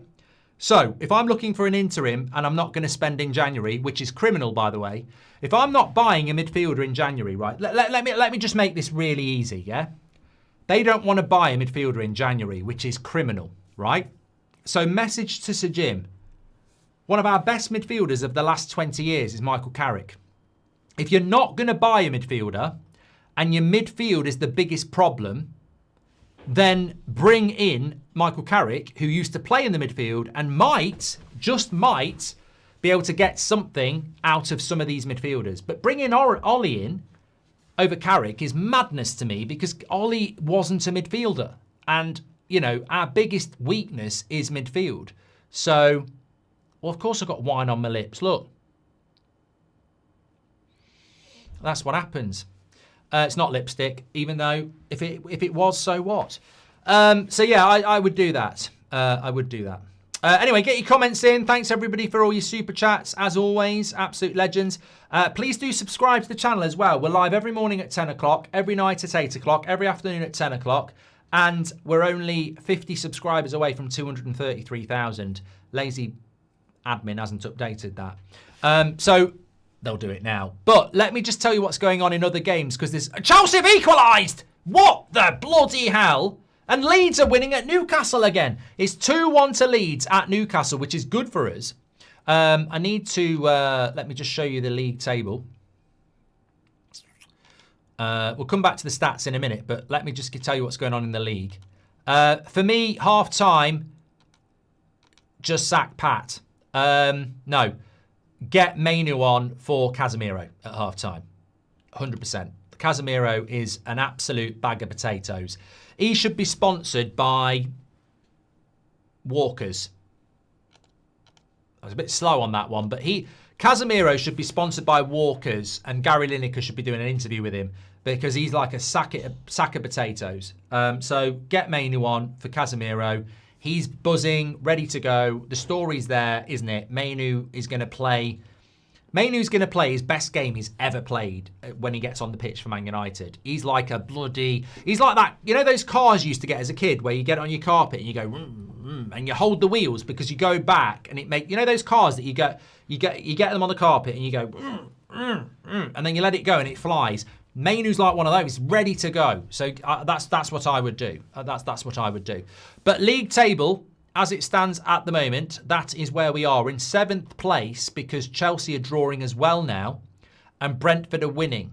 So it's really important in the second half that we get a win in this game because the thing that worries me is we'll still only be 3 points off 4th because I think Liverpool will lose tomorrow. And if we win, we'll be joint 4th. But what worries me the most is that we've drawn to Wolves, we've drawn to Leeds, and we've drawn to Burnley, and we've drawn to West Ham, and they're all in the bottom fucking 4. So what that tells me is we're running out of games against teams down near the bottom. And which means in the second half of the season, we're going to start playing a lot of the teams in the top half, and they're going to be better. So it worries me that we're dropping points against all the... Oh, bloody Tottenham have equalised now. Anyway, that's how it stands at the moment. Let's have a quick look. At...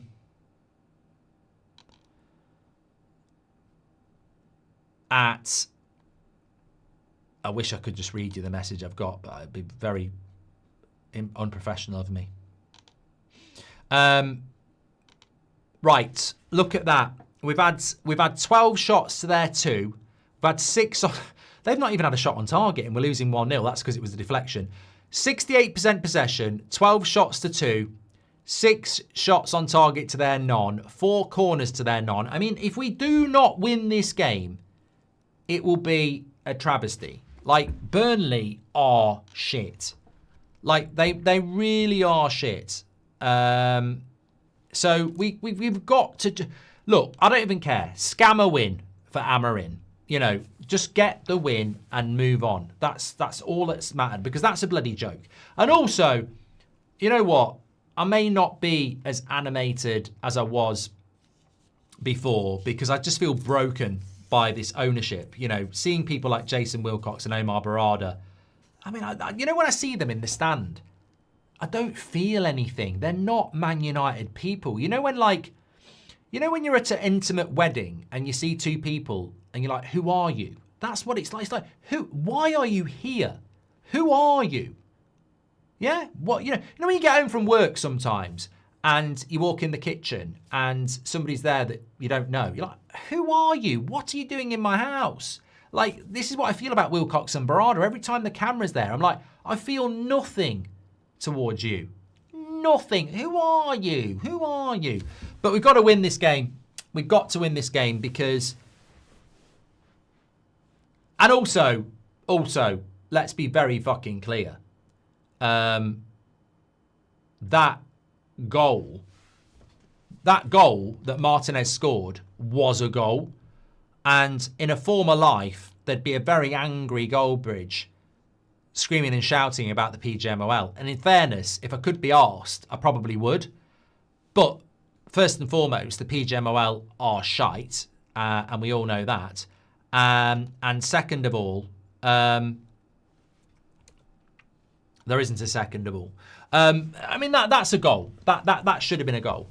That should have been a goal. Like, that is not a foul on Kyle Walker. And what annoys me about this, watching it back, is that we've seen so many goals given for pushes on the goalkeeper. I mean, Emi Martinez against Arsenal, this happens in every single game. There is no way that's a foul on Kyle Walker. It's just no way that's a foul. Unless he's given it for the push on Casemiro. Has he given it for... Which is it the Martinez one? Or is it the Kaz? Either way, neither of them are fouls. And it is absolutely shocking, really. Having said that, you know, we should still have enough quality to win this game. We really should. We're losing to a team using 3-4-3, says Brandon. This is why I personally wish we sold Bruno. Doesn't matter if it's a 10 or the midfield, runs around flailing his arms and breaking the shapes, as does. Look, I think Bruno gets a pass from me because, one, I love him in the midfield, and two, sorry, I don't love him in the midfield.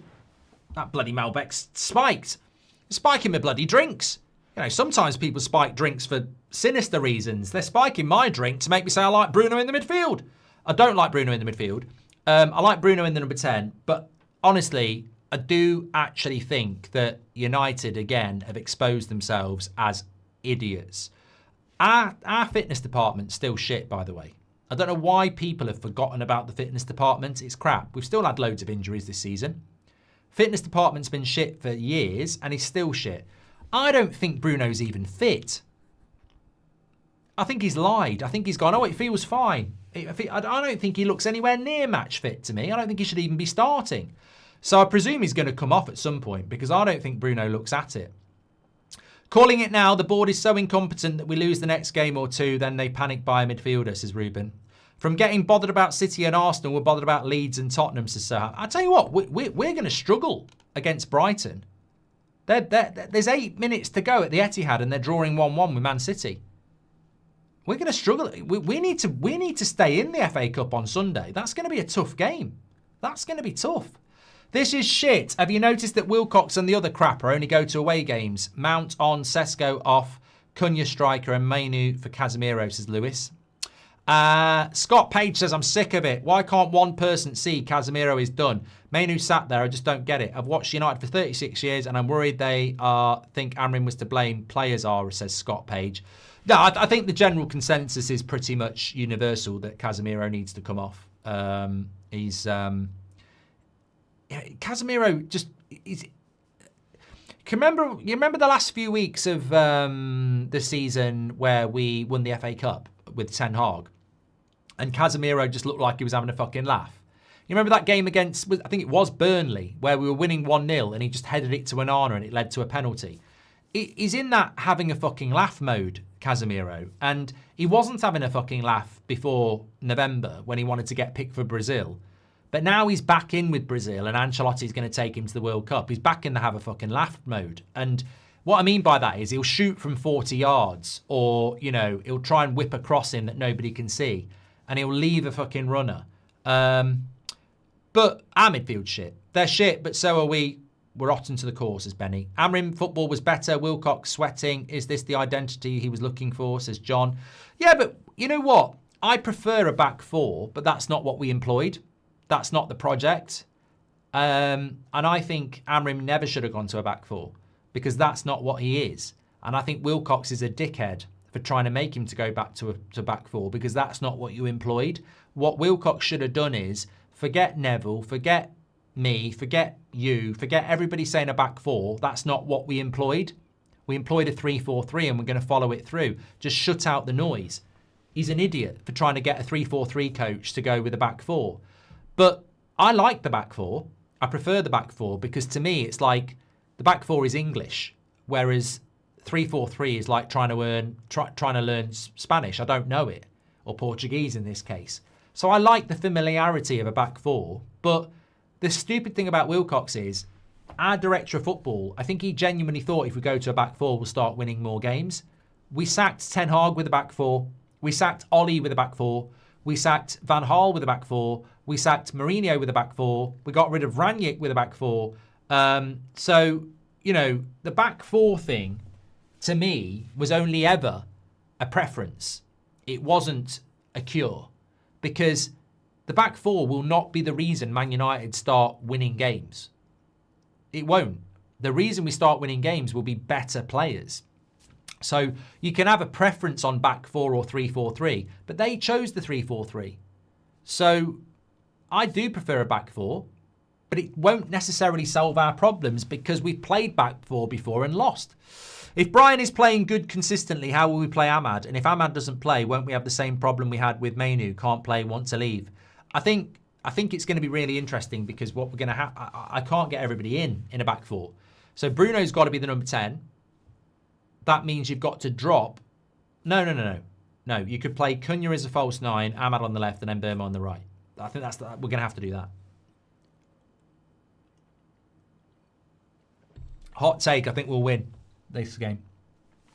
System the problem. Amrim Outers were right, says Daniel. But it's the formation. Fans singing Ollie and Carrick's name must make Wilcox feel like an absolute Adonis. Embarrassing, says Cameron. Look, in relation to people singing Ollie and Carrick's name, I don't really have a problem with it. You know, our away fans, our home fans are fantastic, and everyone's entitled to an opinion. And, you know, people were booing United the other week. So, you know, they're entitled to their opinions. Of course they are. I'd like them to be a little bit more vocal about people like Wilcox and sing songs about him and Sir Jim. But the reason the Glazers survive is because you can make bad decisions and they'll sing about it. So, you know, we're all as bad as each other. Why is it always bum clencher time watching United, says Mig. And Glinios out, Wilcox out, Barada out, Fletcher out, Ollie out, Carrick out, Luke Shaw out, says Brian. Luke Shaw is going to struggle big time playing at left back. He is. He's going to really struggle playing at left back. It's a lot harder to play left back than it is to play left centre back. Leeds are beating Newcastle. Chelsea are now losing to Fulham, which puts us up to 6th. Yeah. Let me get that started. No, it doesn't put us up to 6th, does it? Because we're losing at the moment. Cunha is best on the left, Dorgu's best on the right, but not at United, says Marlowe. Delo's defending sends me up the wall, says the real done. I mean, look, if we don't... Mazraoui plays Mbeumo this week in the AFCON, which means we get one of them back. I mean, part of me wants Mbeumo back because he's an attacking player, but then part of me wants Mazraoui back to get rid of Delo. Congratulations to Amrim's outers and Man United's board. Losing to Burnley will be cherry on top, Mark. Just look at the midfield. It's unbelievable. I think we'll still win the game, Arshan. I think we'll find a way. Burnley, you know, if you look at the stats, we're surely going to get a goal. It wouldn't surprise me if they don't appoint a manager till the window is over, says Sonny. Attacking football, my ass. Zero creativity, says Riddle. As a lorry driver, thanks for your company, Mark, says Alexander. Love that. I think that's American. I've learned not to look at the table before the game finishes this season. How many times have other results gone our way and yet United still lose, says Moose. Does Casemiro earn over 350k a week, says Tom. And I'm sick of watching this shit. Sesko and Agate are awful, says Quinster. Agate's been worse than Casemiro, says Lake on the Moon. The club is washed. Scooby-Doo management, says Dirty Street Talker. And what happens to United if we don't get Europe, says Divine. Ignore says bring him back, we look shocking. I mean, I think we will get Europe. I think we will get Europe, but it will be on Wilcox and Ineos if we don't, because it's an open goal. Hey up, I've had a crash. No, Europe's an open goal because during the war, that's a private joke. I'm using it as a walking stick. I think we will get Europe, but if we don't get Europe, I think we're in big trouble, aren't we? Jack says they only want an interim as they won't sign anyone. Well, I mean, mate, if you've not figured that one out, well done, Jack. But maybe some people haven't figured it out. But I would presume this community is a little bit more switched on that. I mean, of course, they only want they don't want an interim because they want to assess their options. They want an interim so that they don't have to buy in January, because an interim will be desperate. Please, oh, please pick me. It's Ollie, pick me. All right, that, you know, whoever it is, Carricky, Ollie, Fletchery, they're just desperate for their job. They're not going to come in and go, get me a midfielder. But if you give the job to Xavi, who's available, he's going to go, well, what are you going to give me? It's my reputation on the line. What are you going to give me? So they're 100%. They're going for an interim now because they don't want to spend in January. But we knew that anyway. That's why Amrim got sacked.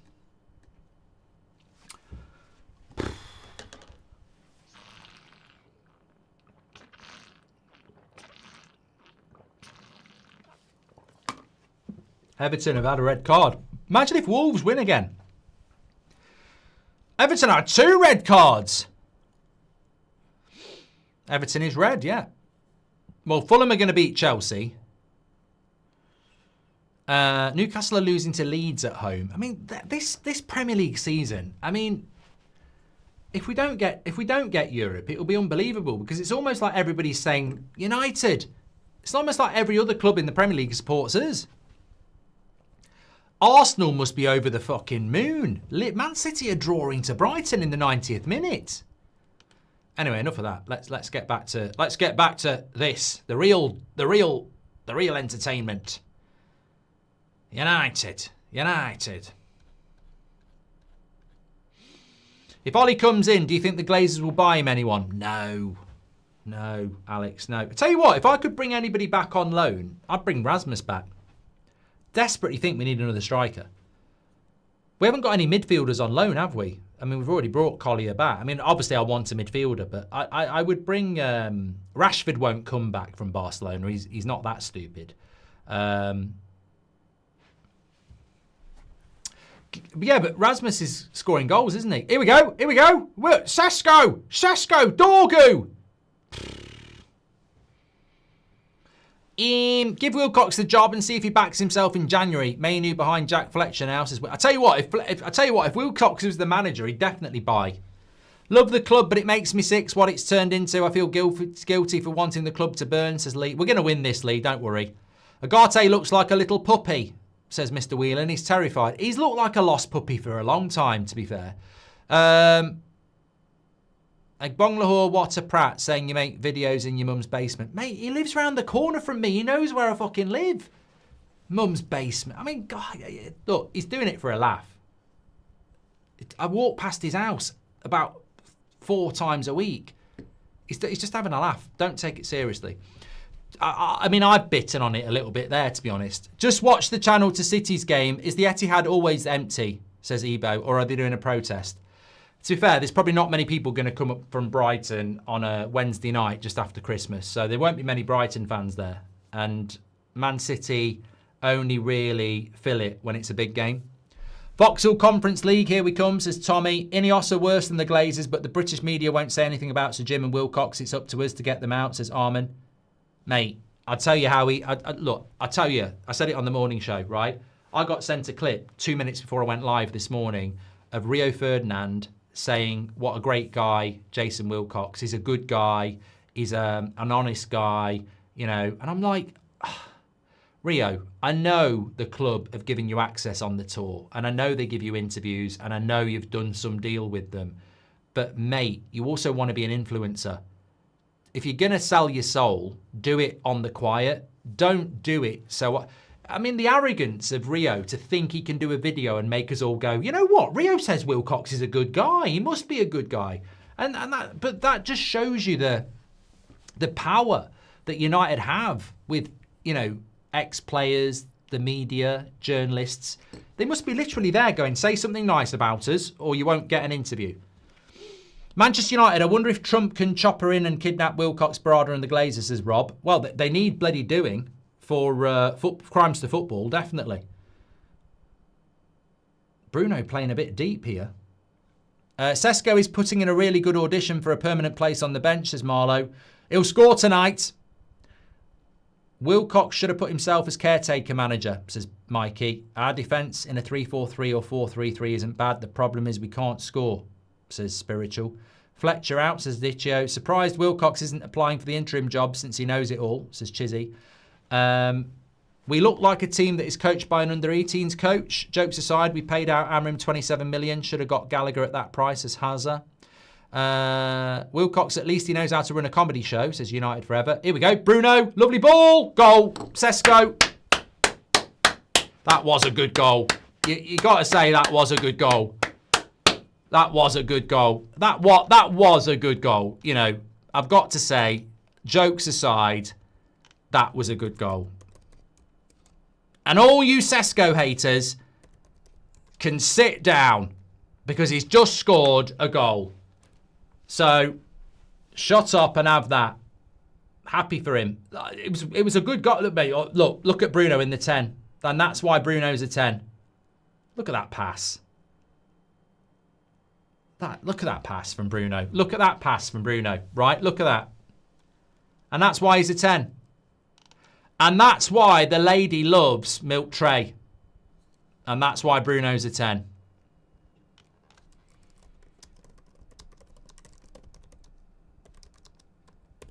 That pass is absolutely incredible. Incredible. And that's why I just sit here and go, shut up, shut up, shut up. Oh, everyone who said, oh, you've got such a Bruno agenda. I did have a Bruno agenda because he's not a fucking midfielder. He's a number 10. And he can't do what he just did there from the midfield, can he? Wilcox should have put himself as caretaker manager. Our defence in a 3-4-3 isn't bad. Fletcher out. Wilcox surprised. Come on, let's just win this game now.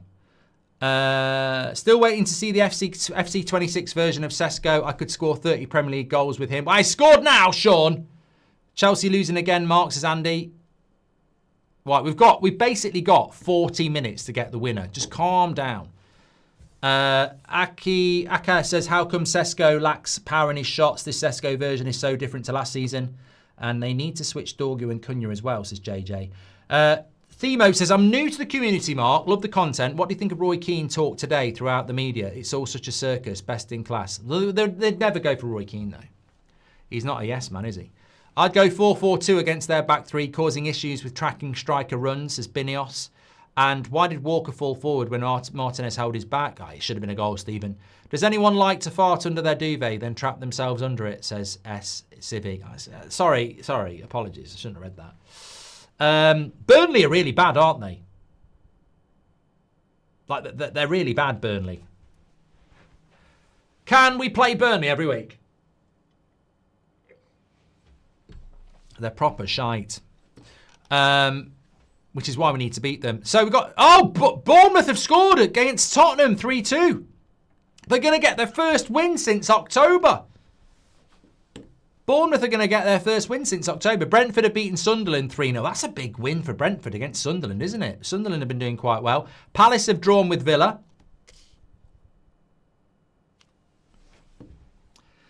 Kiss that, Robbie. Premier League predictions. That's one for me as well. Although he did say Bournemouth had beat Spurs. Bloody hell. We both went with an Everton win. Wrong. We both... I went with... he went with a Fulham-Chelsea draw. Chelsea have lost. We both went with United winning. We both went with Newcastle winning. We went, well, it's going to be a draw then, isn't it? We're going to draw, basically. Bournemouth, late winner. But United are on the attack. Corner to United. You know what we don't want to do when we get in front? Don't park the fucking bus. Keep going again and again and again and again.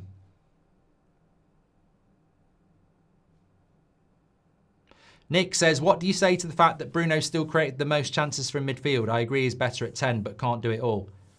Doesn't make any difference. He's better at number 10. That's where he should be playing. 1 Inch Wonder says, I'm still a Sesko hater. Weghorst is better.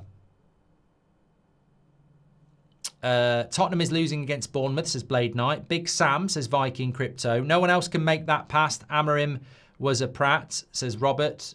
I don't understand why I didn't play Bruno as a 10. I always said that. Sesko could thrive with Bruno at 10, says Legendary. To be fair, Wilcox should be interim manager. That way you either see how poor our squad is or he succeeds and shows that he's a manager, says Lazy. City Bottlers, says Atru. Burnley. Here we go. Bruno. Oh, I thought he'd scored.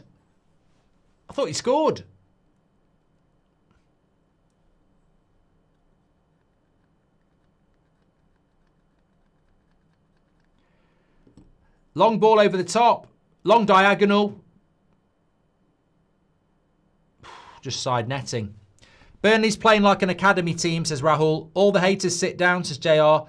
Wasn't Wilcox at Southampton before us, says Dead Zone, yes. Please put Martinez in the midfield. He's our best player, says Scott. Shalom has gifted another 5 memberships. You're a legend, pal. Hoyland rather... Okay. Always buddy Burnley, eh? My favourite quote of yours is only one. Glazers and this board are just going to get indifference from me. I just can't be arsed anymore, says Miss Mihirk. Are we going to win today, says Tara? Yeah, I said we'd win at half time. Burnley is shit. Scott, welcome to Members Club. Thank you very much. Snyder says Amorim got sacked for exposing the board and calling out that this constructed squad is weak. Future is bleak. The 2026 Ollie out content will be nostalgic, though. Mark, get rid of those wine lips. I can't. Do you think Ollie will carry on without Carrick, McKenna and Phelan? There is talk of Ollie will have to bring somebody in, so he'll either work with Fletcher or I think they might try and convince Carrick to work with him. I think a lot of the Ollie shouts are nostalgic, not football. The era lines up with when life was easier for many people. They're missing how life felt. Comfort is getting mistaken for quality. Should have been 2-1. Corner. Sorry, I'm reading chats here and there's a game. Corner came in. We've been good at corners this season. This would have been another assist for Bruno. Back post for Heaven. And he's missed it. I mean, it's a free header. Yeah, he should have scored. I think he's probably tried to head that. He knows as well. Free header on the back post. And it's hit his... it's not hit his head. It's hit his shoulder. That's why he didn't score. I think a lot of the Ollie shouts are nostalgia, says Julu. If Ollie comes in, do you think the Glazers will buy him anyone? No. I've done that from Alex as well. It's coming. It's coming. Don't worry. The second goal is coming. Irishman and Celtic boy and a Prem neutral. What do Mark and the United fans think of the Keano chat? No, it wouldn't work with these owners. I'd love to see it, Elo. I mean, I'd take Roy Keane every day of the week over Ollie or Carrick or Fletcher. I'd just love to see it. Is it me or Sesko is getting more service this game compared to his entire time under Amorim, says TH3? No. No, he had loads of chances against Leeds. He had loads of chances against Villa. He just didn't take them. I think Semenyo scored the winner for Bournemouth. His last, basically, well, that's a lovely way to go, isn't it? He's not dead. I mean, it's a lovely way to leave Bournemouth. Their first win since October and a late winner. You know, poetry, really. Poetry. Newcastle have equalised against Leeds. 2-2 there. We need to be careful of Newcastle.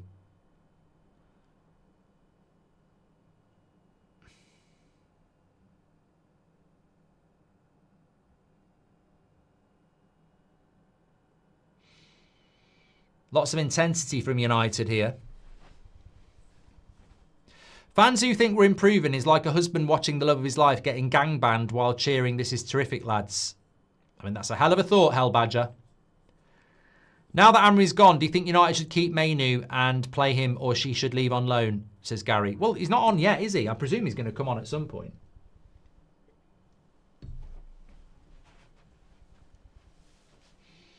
Happy for Sesko. Hopefully builds his confidence as United 2834. Nancy is free, says Viking Crypto.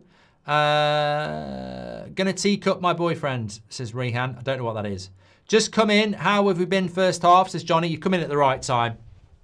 We were losing at half time. We've been better in the second half.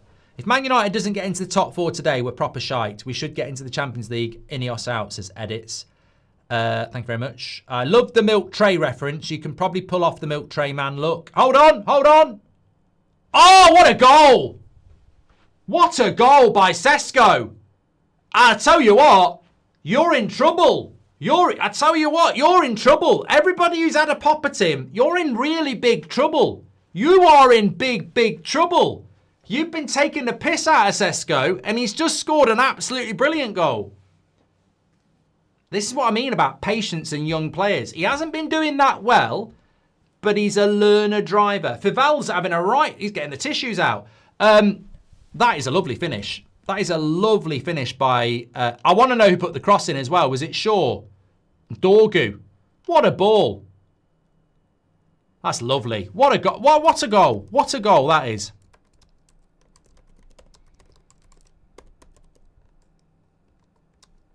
That is brilliant. I know it's only Burnley. It is only Burnley, but it's a lovely goal. Really good goal. Look, please, please. What a cross by Dorgu, by the way. Lovely cross by Dorgu. Look, please, please, please. When it comes to young players, and there's two there, Dorgu and Sesko. When it comes to young players, it's not their fault. Like, they're going to be shit. They're going to be good. They're going to make mistakes. They're going to score. Like, please just don't write them off. It's not their fault. It's not their fault.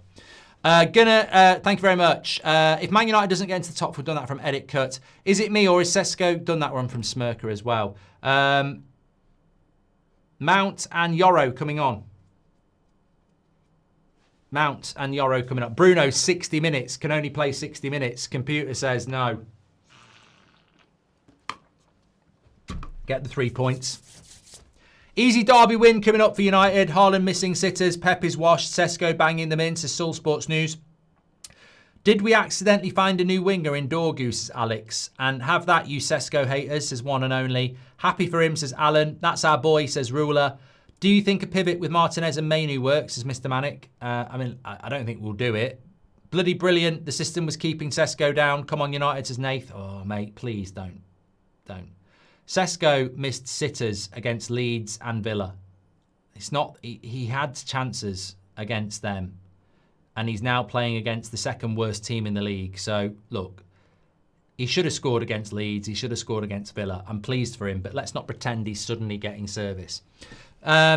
I told you all Sesko is the real deal. The kid just needs to adjust his plan. You know, Tesco the GOAT, says Free Kicker. Is it just me or are we moving the ball a lot faster under Fletcher? The players not used to it, making mistakes, but nice to watch, says Wan.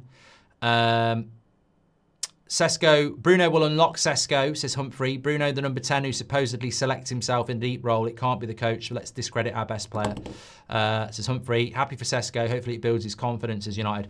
I think the thing about Sesko is, and you know I like Sesko, I was all for signing him, but I also know, you know, I backed Rasmus. I think it's you know, you're not going to be the complete article in your early 20s. But I think another thing that's worth considering about Sesko is that he's also not prolific. He's never been prolific. He's, you know, prolific is Erling Haaland. Prolific, you know, he's not prolific. He might become prolific, but he actually isn't like a goal-a-game striker either. So that's something he's got to become, you know? Stop showing Wilcox and Barada. Look at them. Look at them. Who are they? You wouldn't even have them round for Christmas. If they were your relatives, you'd say stay at Wilcox and Barada. Fucking hell. I don't, every time I see them, I'm like, who are you? I feel nothing. I don't think we're back. I don't think, oh, we're in good hands. I think I wouldn't bloody trust my dog with you two.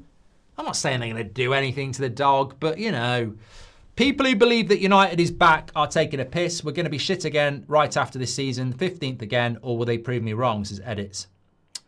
Mate, we're beating Burnley 2-1. We need the bloody points. We're joint fourth on goal difference, right? We need the points. The Premier League is shit this year. We need the points. We've just drawn to Leeds, Wolves, West Ham. We've dropped a lot of points to shit, which means we've got a lot of good teams to play in the second half of the season. I don't know where we're going to go this season, but you have to win against Burnley. It doesn't mean we're back. It doesn't mean we're good. It doesn't mean we're fine. It doesn't mean anything. It just means that we need to get 3 points today. Like, I won't be getting carried away. Guess Sesko read my super chat about FC26, says Sean. Cosmo says, where does Fletcher want his statue? Jay says, I'll give out 10 memberships if Sesko scores a hat-trick. Kid is just good. Just needed time, says Jace. Well, look, I mean, to be fair, the second goal is brilliant, and that's all about the early cross. Early cross kills defences, and we take too long with our crosses, so fair play to Dorgu. First goal is, you know, he can't miss. It's a brilliant ball by Bruno, but it's a good run. It's a good run by Burnley here. Got to be careful. I can't believe he's kept Casemiro on for 65 minutes.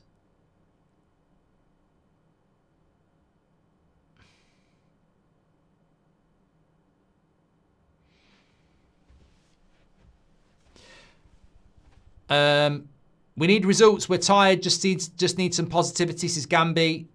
Where does Sesko do his food shop, says Bartley.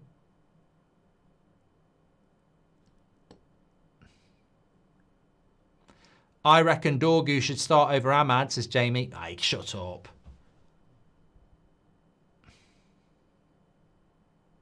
Oh my God. Oh my God.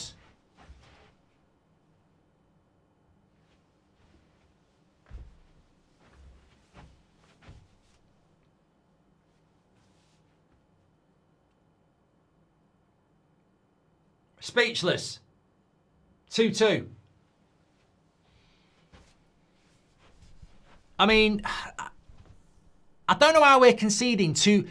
Basically, Burnley have scored 25% of their goals that they've scored all season at home against us. They'd scored 8 goals all season at home and they've scored 2 against United. I mean, that's Luke Shaw again. Luke shit again. Look at him. Doesn't even put a fucking tackle in. Oh, if I'm not going to get picked for England, why bother?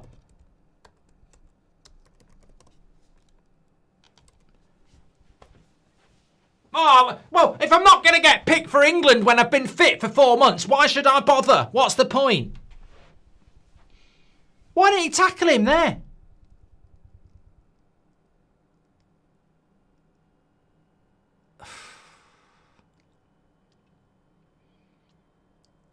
What? Why didn't he tackle him then?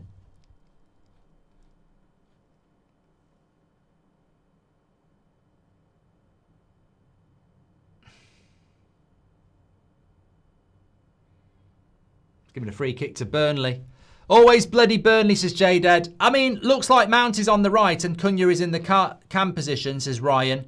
Don't think I've seen a United long throw, says Jason. That's a good thing. Edit Cut says, told you we'll get 15th again. We aren't better. We'll go downhill. Anybody know what Fellaini is up to? Could get him back as a player manager, says Elo. Watching while waiting for the train home from uni, says Dead Zone. Unlucky being back at uni. I know my daughter's not back for another week and one of her mates don't go back to the end of January. May as well not bloody bother. It's not over, but Amrim did Amrim ever win from behind, says Fraser. And D says, have you seen the advertising board's got a leak? Fletcher's at the wheel, Mark, says Jack. Shalom says, I'm giving memberships if Sesko scores a hat-trick. And Ryan says, can you say Alex Ivanov smells? Tesco's finest, get in, says Nick P. That was a great line, Nick. That was actually a great line. Well done. Have you took your lipstick off, Mark, says K8. It's probably just rubbed off. Rest in peace to the guy who benched Sesko in his Premier League, says Red Devil. We're going to win the league. Fletcher in, says Civi. Great hockey assist by Agate. Anyone? Fletcher's at the wheel, says Fred Devil. You're alone in 4th place, mate. We're not 4th anymore. We'll be back again. The system didn't suit our players, says Ferdinand. And Gav, welcome to the Members Club. Thank you to whoever took Sesko out the Premier League team, says Sam. Free kick to Bournemouth anyway. 2-2, lads. Ladies and gents, it's 2-2. We're making hard work of this.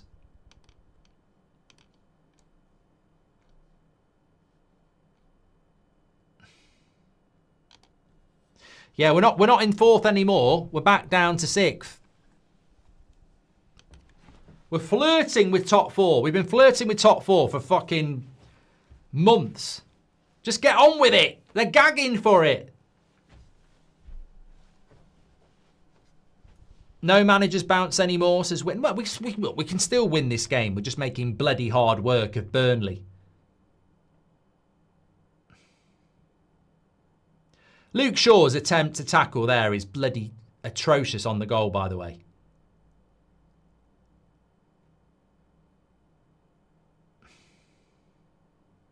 Burnley are playing better at the moment. This number 10, who's this number 10 for Burnley? He's got something about him. Leeds United don't have an Arna, says Skill. Cunha's been a ghost in this game, says Mark C. And Burma on the right, Sesko up top, Dorgu on the left, says Jamie. And bench Cunha, I presume. You've got to pick Bruno in the 10.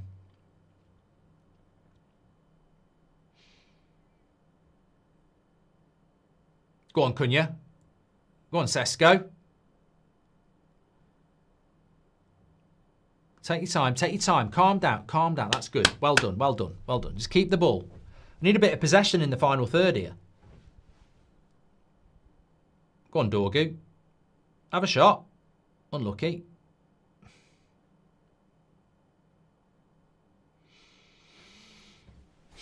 You can say whatever you want. I don't want us to win this game, especially after saw Jason and Barada out to prove themselves as Man U. At least United don't have an harness of skill. Mate, I couldn't give a shit about Wilcox and Barada. They'll get found out because they're shit. You know, if they're going to be, if Wilcox and Barada think they've won because we beat Burnley, then, you know, I'm absolutely comfortable that they'll fuck up loads of times in the future. But I want to be in Europe next season. We can't have another year out of Europe. And we won't be in Europe if we can't win games like this. You can't drop points to Everton, West Ham, Wolves, Bournemouth, Leeds and Burnley and expect to get in the top four. I know the Premier League shit this season, but you just can't. Nearly with Sesko. We won't get top four if we don't win games like this. So I don't care how we do it. We've got to do it. And we'll get chances. We've just got to calm ourselves down. I mean, it doesn't help when Bruno got a good tackle, Agarte. Well done. Good tackle there. We've definitely dropped off a bit since we went to 2-1. Which is what we do a lot of. Here's Cunha. People said he was quiet. Sesko, you need to lay that off, mate. You needed to lay that off. You're greedy. You should have laid that off to Mount. Trying to get a bloody hat-trick. Another double substitution. Mainu and Xerxes. It's Mainu time. It's Mainu time. Mainu winner. Imagine that. It's written in the stars. Nor says, are we going to use subs? I mean, we literally have brought Mount and Yoro on. We've used 2 already. We're going to use another 2 now. I hope he doesn't take Sesko off. I think that'd be a bit harsh when he's on a hat-trick.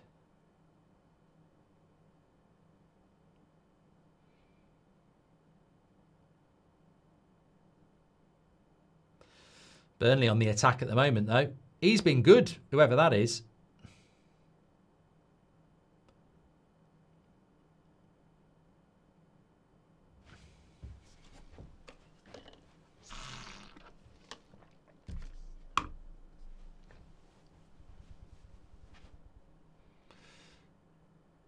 Martinez looks a bit off it tonight, doesn't he? I love Martinez, but he does look a bit off it.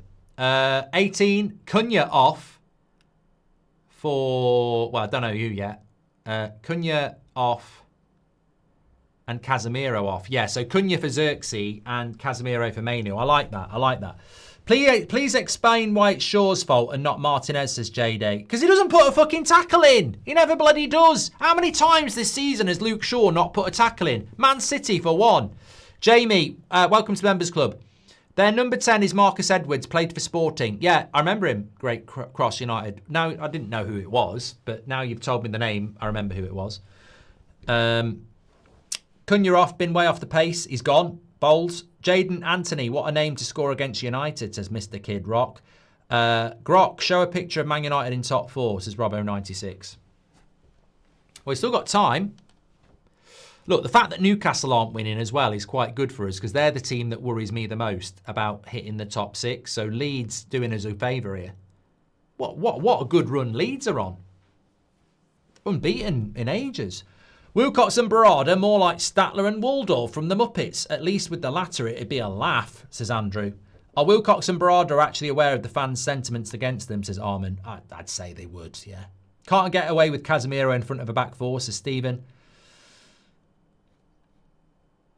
Please do subscribe to the channel, by the way. Bottom right-hand corner. We're live every morning at 10, every evening at 8. Get involved with the United Stand community. We've had some big shows over the last few days, and it's surely going to continue as United look to, well, it's going to be a very interesting season, isn't it? I don't understand how Luke Shaw's going to keep playing 90 minutes as well. Good recovery by Agarte there. We're only 20 subscribers away from 233,000, so please do subscribe. Bottom right-hand corner. See what Mainu can do. Oh, two. See what you can do. Mainu, see what you can do. Dorgu. Wasn't the pass.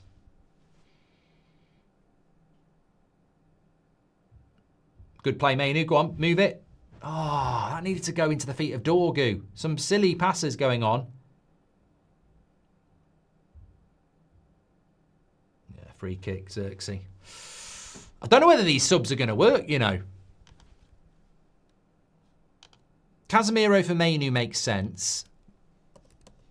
Xerxes for Cunha. Mount for Bruno. Feels a bit... I don't know. Hopefully it's going to work. Written in the stars, a million miles away. That was a good song for Sky. I'm on my way.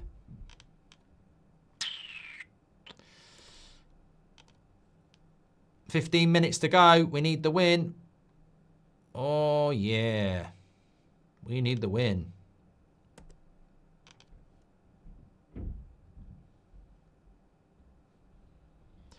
Brothers and sisters, just look 'em in the eyes and say, I'm gonna do it anyway. I'm gonna do it anyway. Something inside so strong. Oh no, I know that I can make it. 'Cause you're doing me wrong, so wrong. You talk about pride. I don't know the rest of the words. Good song though. We need to start singing that. Come on. Start it off, Yoro. Pass it on to Delo. Something inside so strong. Oh yeah. Come on. He's heard it. Look at Yoro here. Thinks he's bloody Zidane. Mason Mount, number 7. Luke Shaw. Oh, Sesko. Hit it, Mainu. Have a volley. Delo. I forgot you were playing, mate. I thought you was dead.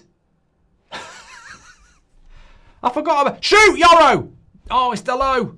He doesn't know what to do when it's not a long throw. Back post. Goal kick. I genuinely thought Delo wasn't playing. I forgot about him. He's here. I'm here. I'm still here.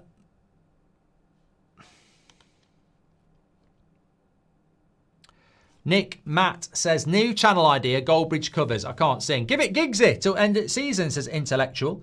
Been with the community since 300k and I have 6 managers sacked, says Isha. Plain and simple, we ain't very good, says Glenn. Could have taken Shaw off instead of Cunha and moved Dorgu to left back, says Shahin. Luke Chadwick, benevolent fund in the chat, says hello. Everyone is about to drop points. If we win, we'll be top 4. If we lose this, sell everybody and have a hard reset, says Edits. Wilcox and Barada, more like I've done that one. Look, we've got to win. I know we're having a bit of a weird week and we're probably not as stressed as we normally would be because we just feel weird, but we have to win this game. All jokes aside, we've got to find a way to win this because we're struggling to beat Burnley and hopefully we're going to score on this very attack. But if we don't, I need to show you something. Luke Shaw on the overlap. And Burnley clear it away. So, home and away table. Burnley have only scored 8 goals at home all season. All season, they've scored 8 goals at home, right? Which means 20% of their home goals have been scored against us because they've scored 10 now.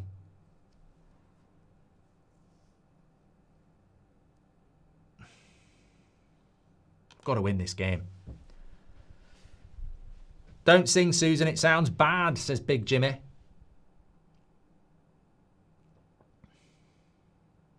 Look at Luke Shaw bottling a 50-50 again. How many 50-50s does Luke Shaw bottle? Do you think it's because his injuries?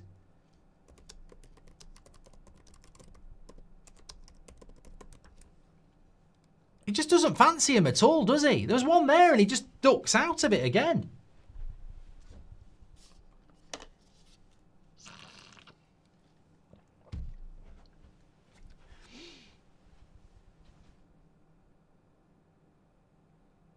Oh, Mainu there. Bloody hell, be careful, bro. Don't know why I'm calling him bro. I'm 46.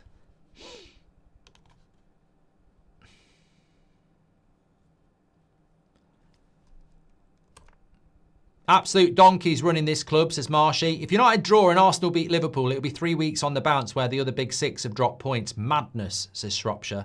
Best part about the City games, we'll have one of Mbermo or Mazraoui, says Max.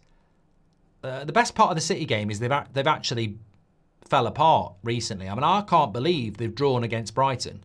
I mean, Arsenal are going to literally win the league.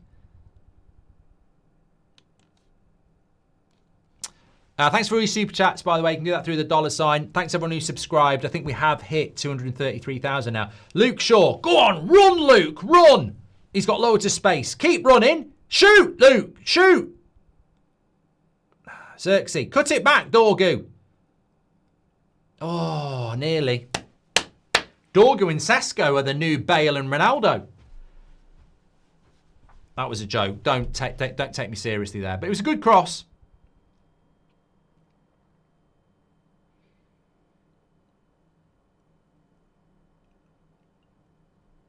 Even God can't save us when you have low IQ players, says Matt. We need a whole refresh of the whole club, says Matt. Big up, brother. Much respect, says Man United Hodge. Hope you're doing well, pal. Wilcox on Barada. I'd prefer Trigger and his broom. I'd prefer. Well, it's like that bloody person who does the interview, the impersonations. I'd rather have Toya Wilcox. Chelsea lost. We must win. Been here since Van Gaal. I want Kadioglu or Hall at left back. Glazer and Ineos out. I think Sesko gets a hat trick. Big up to you, Marks, is in famous Cam. Hope so, mate. We just need to get the 3 points. Get rid of it, Dorgu. Well done. He's won a free kick. Dolphin says, I think everyone else around you is recruited extremely well and quite clearly have a vision. Man United have zero idea of what they want to achieve. It's bizarre after watching you dominate for so long, says Dolphin. It's what happens when you have idiots in charge, basically. I mean, we're struggling to beat Burnley because we're just not that good. But they think bringing Ollie back and everyone singing the song is going to make us good. And it won't. You can't PR your way to being a good team. You have to spend your way to being a good team, don't you? Let's just get this win.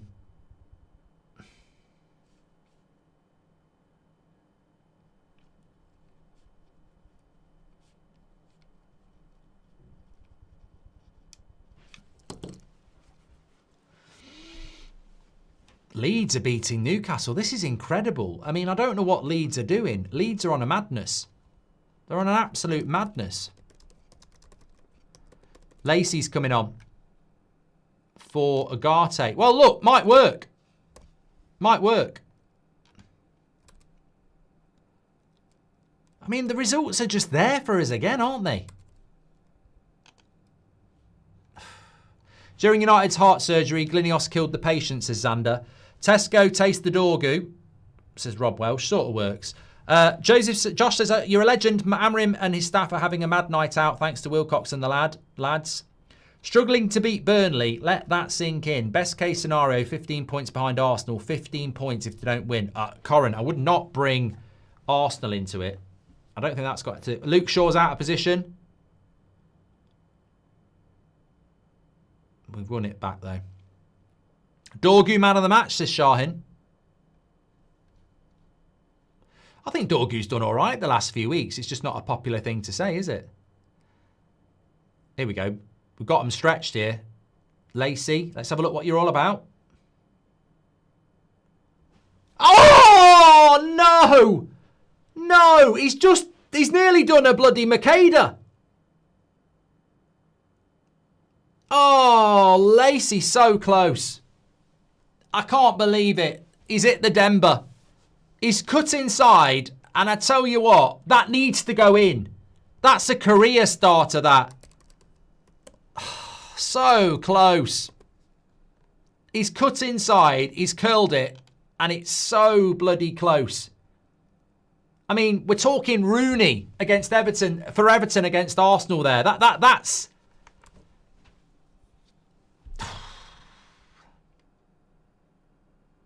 Get him the ball. He's very like Foden, Lacey. A lot of people don't like that, but he's very like Foden. The way he dribbles with the ball, he's very, very similar to Foden. If you've not seen him before, I mean, I'm not saying he is identical, but there are similarities. And obviously, I mean, whether you like him or not, Foden is a good player. I mean, fucking hell, we'd all take Foden at Man United, wouldn't we? Oh, no. Obviously, you might not because he's a City player, but you know what I mean. He's good. He's very like Foden. Fans want Ollie at the wheel. A hamster would be better, says Stud. They don't want team improvement, just a stadium, says Gypsy Danger. Everything with this ownership is so backwards. Stadium first. Look how it worked for Spurs. Disastrous board. Sack the board, says I am. FA Cup quarters and top four means Ollie gets the job, says Mike Swan.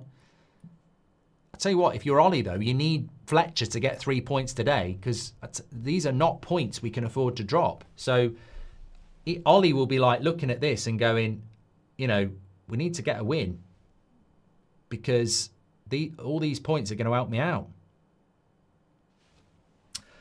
This will cheer you up. Aidan Heaven and Marcus Edwards both went to my secondary school. It's the only school affiliated with the Jackson family, says Team. Get your coaching badges, Mark, says King Nate. Thank you very much. Appreciate that. Mark, I've supported United since the 80s. Ron Atkinson, we were crap then, but we came good. We're a much bigger club now. We will rise again, says Road Trips. But the thing, I think the thing about the 80s is that Ron Atkinson was a decent coach and it didn't work out. And then they got Sir Alex. So you had people like Sir Bobby Charlton involved in the club there. Like we've got bloody Omar Barada, Jason Wilcox, and, you know, the cyclist. You know, I don't think the problem is United are big enough to come back. It's just that you need people who know what they're doing, and we don't. As we've seen this week, we haven't got the right people in charge.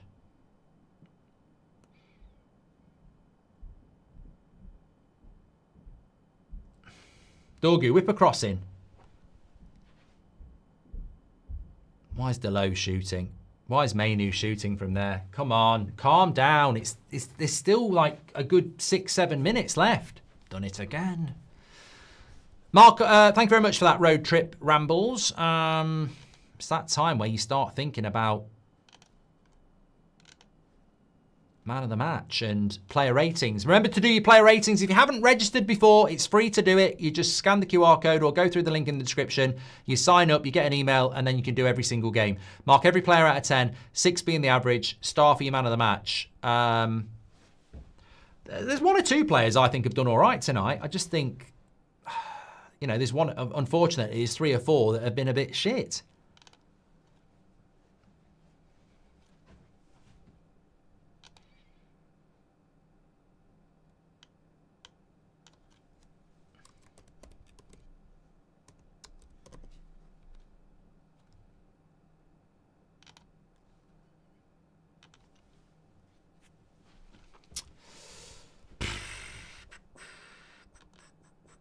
Leeds winning at Newcastle is incredible, you know. They're so good at Newcastle at St James's Park. It's an incredible result.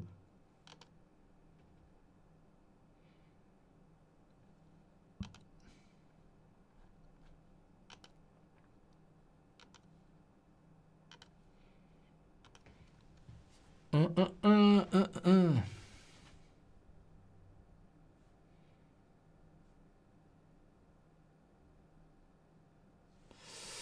89.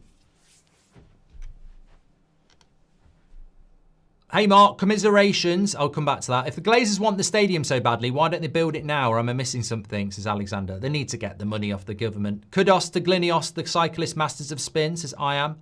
If the interim is between Solskjær and Carrick, Fletcher can keep the coach position as well. Any thoughts, says Joseph? I mean, it's all nostalgia, isn't it? That's all it is. It's not like, as somebody said, there's no way that there's any Premier League club out there thinking, let's go and get Solskjær or Carrick. It's literally like nostalgia, isn't it? Let's hope it works on nostalgia. Let's the feel-good factor.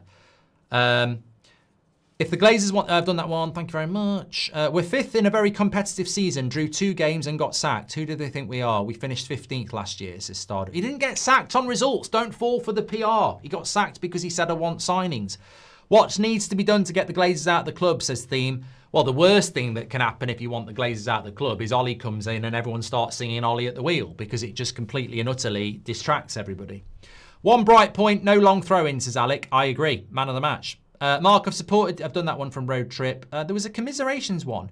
Fletcher was playing the United way by putting Dorgu and Cunha as gigs and Ronaldo on the wings. Both goals against came from losing control in the midfield, says Chemo. Exactly. Can't believe we can't beat Burnley, says Glenn. It is Burnley, by the way. I understand the positives, but it is Burnley.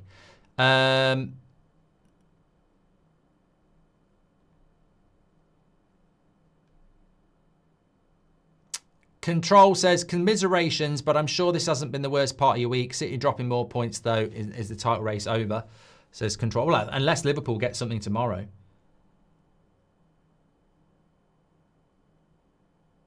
Well done, Mainu.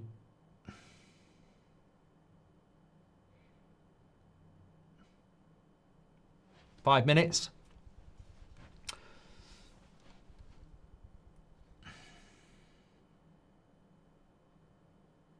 Nice to see Mainu in the Casemiro role, though, because I really don't think Casemiro is going to be able to do it at this level. And we haven't got any... Agate can't do it. So we do probably need Mainu. Oh, Luke Shaw was in there. Big chance. Shri here. I love the community. I hope we win. Please call out Desi United Stand. It's a community I've created like this one. There you go. Desi United Stand. Chizzy says, I'm fed up with changing the channel as soon as the final whistle blows and imagine what just... Sorry.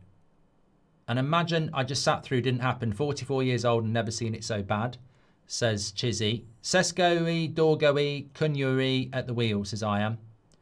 And Victor says, I don't know what to think about Mainu. I had a feeling he just didn't fancy to play for Amorim and went on strike. I like him, but now I'm confused.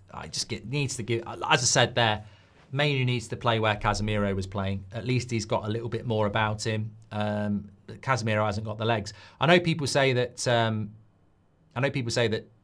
Mainu's slow, but Casemiro is slow.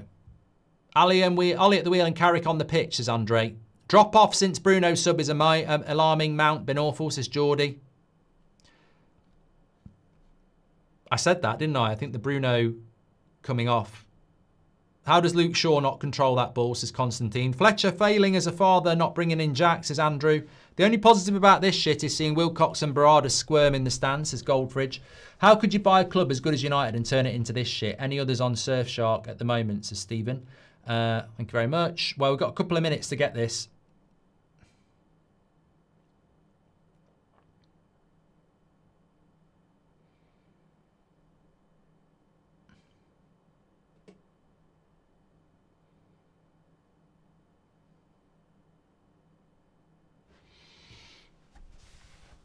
It's not full time yet, Ez.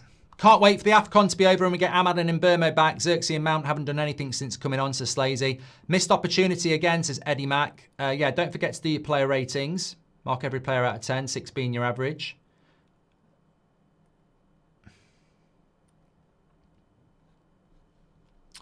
Let me just show you the table. When we were winning, we were 4th. We were 4th when we were winning.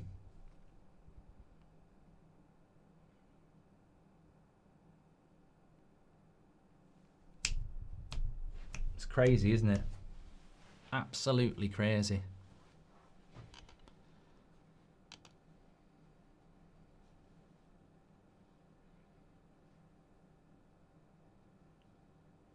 Oh, I've got to shout out the Belgium waffle box. I don't know what that is, but I've just been asked to shout it out.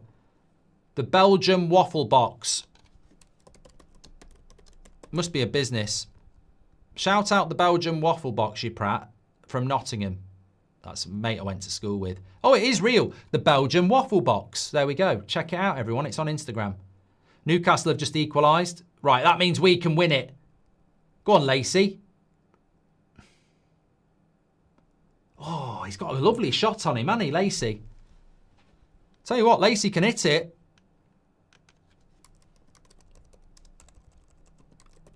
He can hit it, can't he?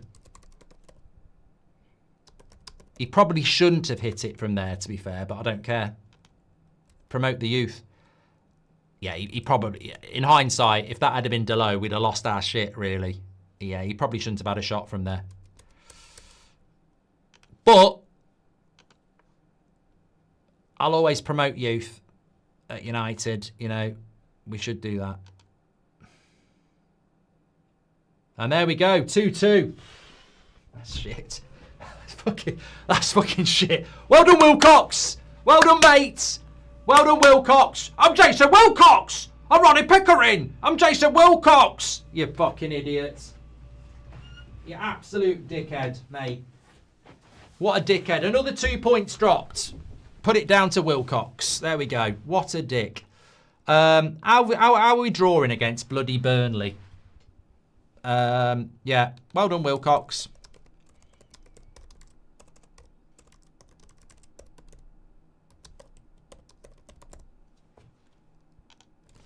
Yeah, well, look. Wonderful Wilcox. There we go. Another point. So, and there's the league table. Look, we could have been fourth again. We could have been fourth again. We could have been in the top four again. And we're in sixth place. And the scary thing is that we've dropped points to Burnley, Leeds, Wolves, West Ham, Everton, and Bournemouth. Which means, look at those two idiots. Look at them. Just look at those idiots. Look at them. Oh, mate. And that's the future of Man United, those two. Like Dumb and Dumber. The thing that worries me is that we've dropped so many points. I can't even figure it out anymore. At the international break, we had 10 winnable games, and we said we need a minimum of 24. I don't think we've even got 15 now. I can't figure it out. I wrote it down somewhere. I'll tell you what, that'll be the spoiler for the match reaction. Don't forget to do your player ratings, and I'll see you on the match reaction in a minute. Thanks for watching, and see you over there in a minute.